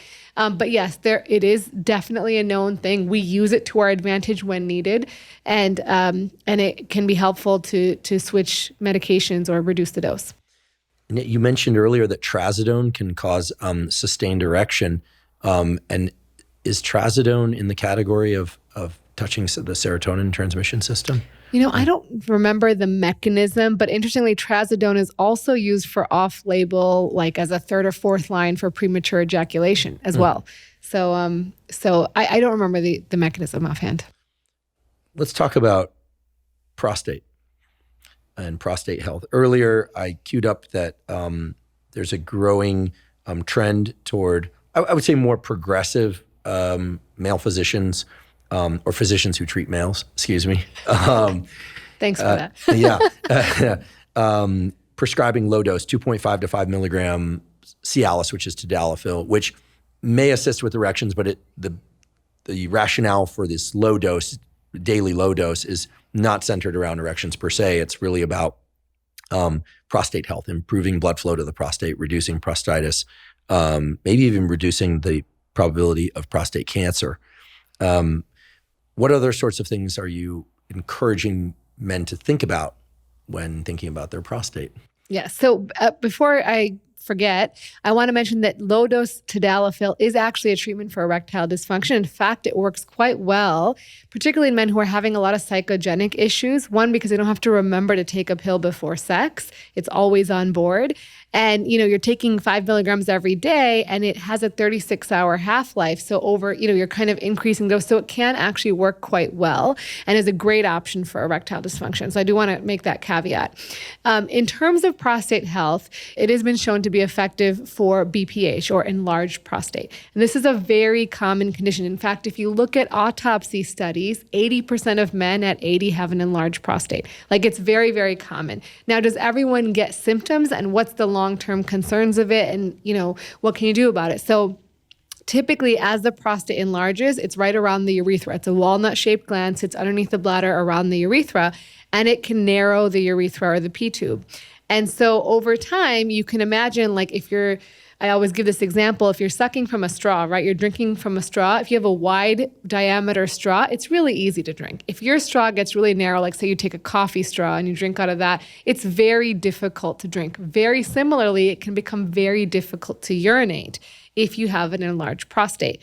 Now, what causes an enlarged prostate? There's a whole host of factors. A lot of them are genetic. So if your father or your grandfather had a large prostate, you're probably more likely to have an enlarged prostate. Do we know exactly how to prevent that? Not exactly, but we know how to mediate the symptoms a little bit. So the other symptoms you'll see before you have difficulty urinating is sometimes you'll see overactivity. So you'll see your bladder's responding to having to push hard against that narrow urethra to push urine out. So it's having more urgency, like the sudden desire to go to the bathroom that you can't delay. You're maybe going more frequently, and very often you're going more often at night. And so those are kind of the first signs people will see. And then over time, it may become more and more difficult to empty the bladder. You might see some hesitancy, like you're waiting for your stream to start, or it stops and starts. And so those, or you're just like, I can't empty, like it's not, because it just drips or a very weak stream. And so those are kind of the things that can happen over a lifetime. Now, what are some things that you can do to help? Cialis helps relax the fiber, the smooth muscle of the prostate, so that it allows urine to pass more easily. There's also other medications that you can treat. Very often Flomax or other alpha blockers are helpful in that area. In terms of like things that you can do in general for bladder health, prostate health, there's certain things that are irritants to that area. And so what I tell people, not everyone's affected the same way. So I don't want people to be like, oh, I got to stop all these delicious things I eat and drink, but certainly it can be useful to just pay attention. So like if you say you drink coffee every day and you find yourself running to the bathroom a lot, if you limit your caffeine intake, you might see that you're not going to the bathroom quite as often because caffeine is a bladder irritant. So that can be coffee, tea, chocolate, things of that nature that have caffeine in them. Energy drinks, sometimes people forget they have caffeine in them. And so limiting that may improve your symptoms. Alcohol also is a bladder irritant. And these have actually been studied in animal models, and you'll see that the bladder contracts more often when they're given these sorts of substances. And it's dose dependent. And some people can actually habituate or get used to a certain dose of caffeine. So if you're drinking coffee every day, you may have less symptoms than someone who drinks it every once in a while. Other things can be sometimes carbonated beverages, spicy foods, or acidic foods. Those sorts of things can also irritate the bladder lining. So sometimes limiting those things may be helpful in those situations. Thank you so much. That's very informative. Years ago, there was a discussion about bicycle seats causing damage to the prostate, maybe even sexual dysfunction. Mm-hmm. Is that still a thing? I thought they put grooves into the seats. But I've also, in reading on the internet, I didn't do a deep dive on Reddit, but seems that women are reporting some bladder incontinence from excessive bicycle seat use, maybe even exercise bike. It doesn't have to be road bike. Yeah. So this is a great point. So cycling, if you think about it, right, you're sitting on your perineum, which is that space for men between the scrotum and the anus, for women between the vagina and the anus. And right there runs your pudendal artery and your pudendal nerve, which are again responsible for blood flow and nerve function to the area. So the most common things we see in people who are, who are really high volume cyclers. Now, the studies have looked at maybe they did a 350 kilometer race, or they're biking 3 times a week for 60 minutes, but there's no consistency. But they're seeing pretty high rates of genital numbness, so up to 50%, and also in men, erectile dysfunction. In women, you'll also see numbness, but because sensation is a big part of arousal, you'll also see kind of decreased lubrication, maybe decreased arousal as well in women. And so how can you prevent that? The reason is because when you're sitting, particularly if you're leaning forward like competitive bikers do or aero riding, you're putting pressure on the beak of the bicycle seat. And that's where, most of your weight is not distributed evenly. So the goal is to take a bike seat that allows you to sit comfortably on your ischial tuberosities. And posture is a huge part of your pelvic floor. I know we didn't talk about that earlier, but sitting, with good posture and not kind of slouching or leaning forward can actually really do wonders for your pelvic floor. So focusing on posture is helpful, but also when biking, posture is helpful. So they've actually looked at this data, and they found that people who aero ride, meaning lean forward, or people who use narrow bike seats are more likely to have issues. And so you want to get kind of a noseless seat and a wider seat. The cutouts, actually, when they've looked at kind of mechanics of the cutouts, they'll see higher pressure around the opening. So it's actually not good to have a bike with a cutout, a bike seat with a cutout, because they've seen, at least with some of the cutouts, that the pressure actually becomes higher on the area that's right around it. Very important point. I don't cycle. I don't like the exercise bike. I'll sometimes ride the assault bike which has the big seat for a few minutes, but I just want to add one thing, because I think that I don't want to make people not cycle. I think it's really valuable. Cycling is a great aerobic exercise, has lots of benefit for cardiovascular health. But there was actually another study that looked at people who were parts of sports clubs. So they were like swimmers, runners, and cyclists. And they looked at rates of dysfunction, and they found that actually the rate of erectile dysfunction was not different between runners, swimmers, and cyclers. So maybe, because those other studies were just looking at cyclers, that maybe it's just the general rate of erectile dysfunction in that population at that point in time. So the numbness is definitely an issue. The erectile dysfunction, maybe not. So I just have a couple of more questions for you. And by the way, you've been incredibly generous with your time and information here. Thank you. So I really appreciate it, as I'm sure our listeners do as well. Anal sex. You recently did a post describing the multiple reasons why women do or do not have anal sex. Yes. It's a very interesting post, very interesting study that you covered. Yeah. And you explained it very clearly. I'm guessing there are relatively few, but perhaps some other studies as well about this. Let's talk about anal sex, and maybe if you could just offer some of the key bullet points that you've learned from the literature and from your clinical practice. How frequent is it? With protection, without protection, how safe is it? Mm-hmm. What are the different reasons people do it? That might seem like a kind of a silly question, but it turns out when it comes to this topic, there are interesting data. Educate us. So anal sex, let's talk about it. Well, when you talk about anal sex, the reason it's become more and more common. Let's say it's more and more heterosexual couples are doing it. We know that male homosexual couples are having anal sex. And I think the one thing is that it's safe in terms of pregnancy, right? You're not going to get pregnant from anal sex, which is one of the reasons people do engage in anal sex. Do you think that's the reason people are doing it more frequently? No, I think that's one of the reasons that one of the reasons people do. But in general, the issue with anal sex is that people forget to use protection, like a condom, for example, because sexually transmitted infections are actually more likely with anal sex than they are with vaginal penetrative intercourse, because the anal tissue is very thin and friable.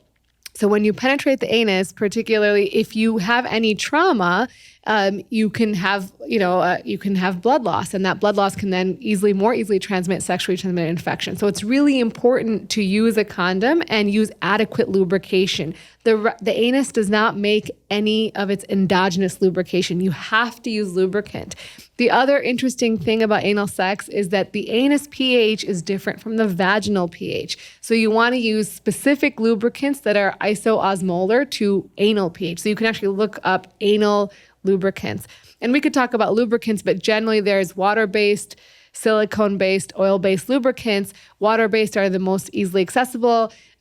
Silicone-based are a little more slippery and last a little longer. And oil-based also last longer, but are not good for use with condoms. So definitely using lubricants, and always kind of making sure to be in the context, of course, of being consensual, but also like never force, always take your time. And those things are really important to avoid trauma, because trauma can happen. And usually it's not severe trauma, right? It's not going to create long-lasting problems, but it is, inconvenient, uncomfortable, and probably we're not seeing as much of it because they're not coming to the emergency room if they're having issues, unless it's really serious. So I think it's really important, one, to prevent from sexually transmitted infections, two, to be thoughtful and cautious. And sometimes it requires some preparation. If you're going to penetrate an anus, it's going to, you're not going to start with a large girth item. You're going to start with something smaller and kind of work your way up.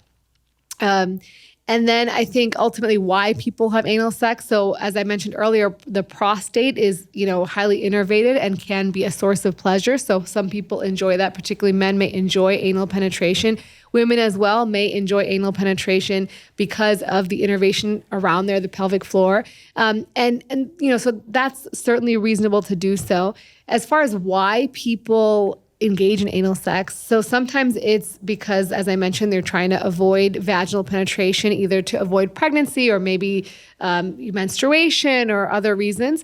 Sometimes it's because people want to do something special with their partner. Like they feel like this is my special thing with this partner that I do with them.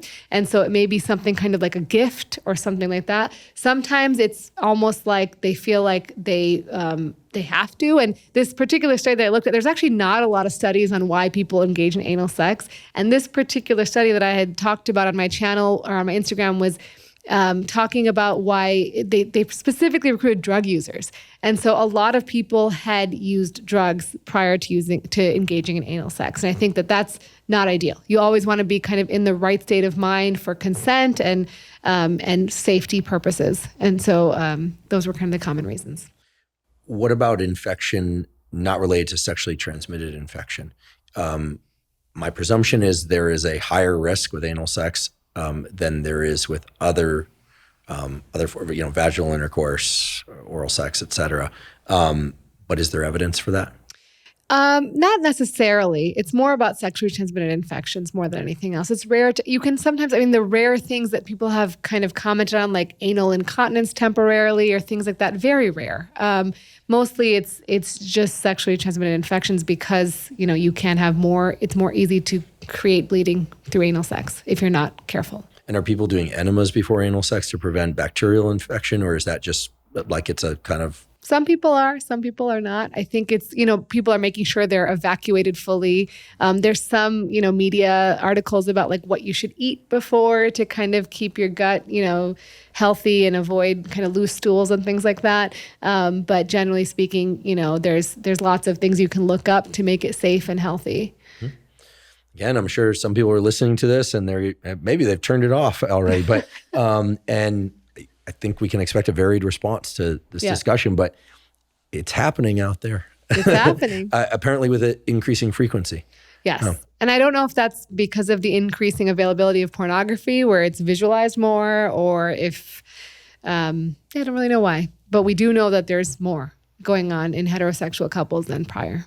As a final category of question, I was really interested in some of the posts you've done about herbs and supplements in the context of sexual desire and sexual function. On this podcast, I always say, we emphasize behavioral tools first, do's and don'ts, right? Because those are the foundation of mental health, physical health, and performance, in all contexts. There is, of course, a role for prescription drugs sometimes. Oftentimes people can't do the things and avoid the certain things they want to because of depressive states, anxious states, et cetera, and prescription drugs can serve a role. But I do believe the goal is always behaviors first. Then, of course, things like adequate sleep, nutrition, healthy social interaction, all of that stuff, right? Exercise. But we do often talk about supplements because they represent, I think, an important category of over-the-counter compounds that can play a role. And I've talked before about tonga ali, this Indonesian herb. I think it can be Malaysian as well, but this Indonesian herb is typically the one that I am aware works best for mild libido enhancement. Sometimes, especially in the case of people taking SSRIs, it can enhance libido to override some of the challenges with SSRI-induced reduction in libido. And generally, even if people aren't on SSRIs, I hear from people who take tonga ali and get libido increases. Also things like maca root, which we don't really know how these things work exactly. Probably some freeing up of testosterone with tonga ali, maybe some cortisol suppression as well, maybe some estrogen receptor modulation with maca root, maybe some dopaminergic tone changes. Shilajit, this Ayurvedic herb, which there is at least one study that I think is done well that shows increases in FSH, follicle stimulating hormone, with Shilajit use. What are your thoughts on things like tonga ali, maca root, Shilajit? How do you talk to your patients about this stuff? Yeah, so I think that, I see at least my patient population is still in the behavioral management place, right? The biggest cause of sexual dysfunction, whether it's low testosterone, erectile dysfunction, sexual dysfunction is often comorbidities, right? So managing high blood pressure, managing diabetes with diet, which you talk about a lot, but the best studied diet is the Mediterranean diet, at least in the sexual dysfunction literature. Exercise, like doing, both cardiovascular, aerobic exercise, but also doing resistance training, particularly of like large muscle groups. And then really working on reducing blood pressure and preventing diabetes. And those things I think are really key. And I know you talk about them a lot on this podcast, but I will tell you that when people are getting ready for example, we do a surgery for erectile dysfunction called penile prosthesis. So this is like end of the line, nothing's working, they can't get an erection at all. And it can be and they may have diabetes as a cause of it. And when we say, you have to get your hemoglobin A1C below a certain level to do surgery, I cannot tell you how quickly these men change their behaviors. For sake of erections. For sake of erections. So I think that really, if I can say one thing, before you do supplements, which I don't have a problem with, I think that it's reasonable to try them. I would try one at a time to see what's working. And so you're not taking a bunch of things and not knowing what exactly is working and realizing that they're not going to work immediately. If you take something that works immediately, it's probably got a PDE5 inhibitor mixed in there. And so it's going to kind of build over time and you're going to see changes over time. But I would say that the number one thing that I recommend for people is improving their diet, exercising, getting good sleep. As you know, it boosts testosterone. And even, you mention this all the time, but getting early morning light, but it's beneficial for testosterone as well because you're really helping release testosterone with the circadian biology. So I think that those things, I can't stress enough, like how valuable they are. And if you're smoking, quit smoking. It will kill your erections. And vaping. And vaping. Yeah. And then lastly, if you are developing true organic impotence, meaning that there's a biologic problem that's causing your sexual dysfunction, then it's really important to get your cardiovascular health assessed because about 15% of men who develop erectile dysfunction 7 years later will have a cardiovascular event. It is the canary in the coal mine, meaning that, it's the sign that you may be developing cardiovascular problems or like endothelial dysfunction that's first presenting in the penis or in their sexual organs. And, this probably is the same for women. We just don't have the data yet. I know a good number of women that take Tonga Ali, in part, I think, on the recommendation, although I want to be clear, I never recommended it. It was an offer of something that people could try if they're doing everything else correctly and could assess with consulting your physician, of course.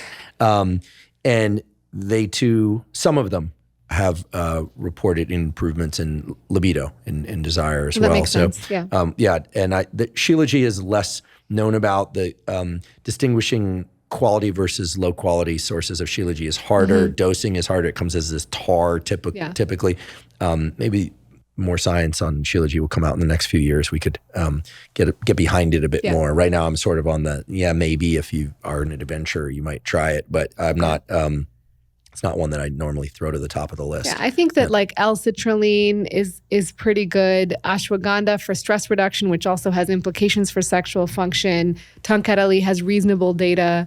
I think there is reasonable data on these things. I think the website you talk about all the time, examine.com, is a great place to look at that.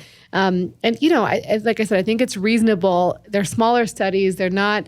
There is bias in many studies, but there is effort done in this area, and there's never going to be really high quality science. No one's going to really fund that, I think. So I think our expectations need to be a little tempered when it comes to that stuff. Well, Rena, Dr. Malik, I want to thank you ever so much for this discussion today. You provide us so much useful information.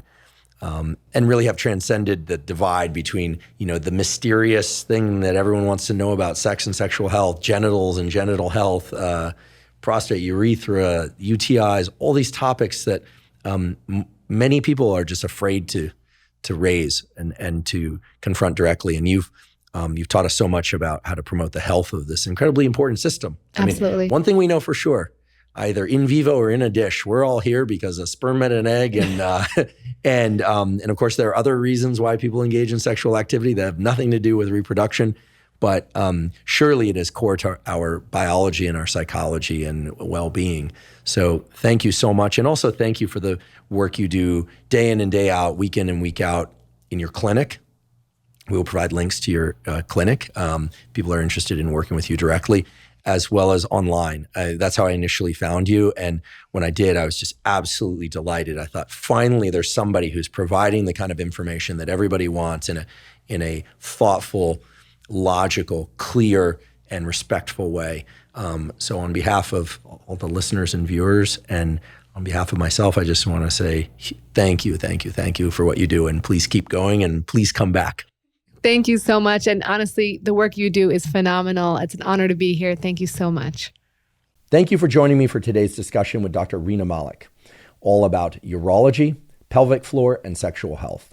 If you're learning from and/or enjoying this podcast, please subscribe to our YouTube channel. That's a terrific zero-cost way to support us. In addition, please subscribe to the podcast on Spotify and Apple. And on both Spotify and Apple, you can leave us up to a 5-star review. If you have questions for me or comments about the podcast or guests that you'd like me to consider hosting on the Huberman Lab podcast, please put those in the comment section on YouTube. I do read all the comments. Please also check out the sponsors mentioned at the beginning and throughout today's episode. That's the best way to support this podcast. Not on today's podcast, but on many previous episodes of the Huberman Lab podcast, we discuss supplements. While supplements aren't necessary for everybody, many people derive tremendous benefit from them for things like improving sleep, hormone support, and focus. The Huberman Lab podcast has partnered with Momentous Supplements. If you'd like to access the supplements discussed on the Huberman Lab podcast, you can go to Live Momentous, spelled O-U-S. So it's livemomentous.com/Huberman. And you can also receive 20% off. Again, that's livemomentous, spelled OUS.com/Huberman. If you haven't already subscribed to our Neural Network newsletter, our Neural Network newsletter is a completely zero-cost monthly newsletter that includes summaries of podcast episodes as well as protocols. That is short PDFs describing, for instance, tools to improve sleep, tools to improve neuroplasticity. We talk about deliberate cold exposure, fitness, various aspects of mental health. Again, all completely zero cost. And to sign up, you simply go to hubermanlab.com, go over to the menu in the corner, scroll down to newsletter, and provide your email. We do not share your email with anybody. If you're not already following me on social media, I am Huberman Lab on all platforms.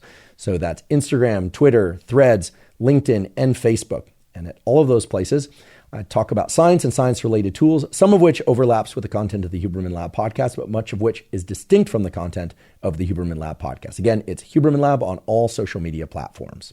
Thank you once again for joining me for today's discussion with Dr. Rena Malik. And last but certainly not least, thank you for your interest in science.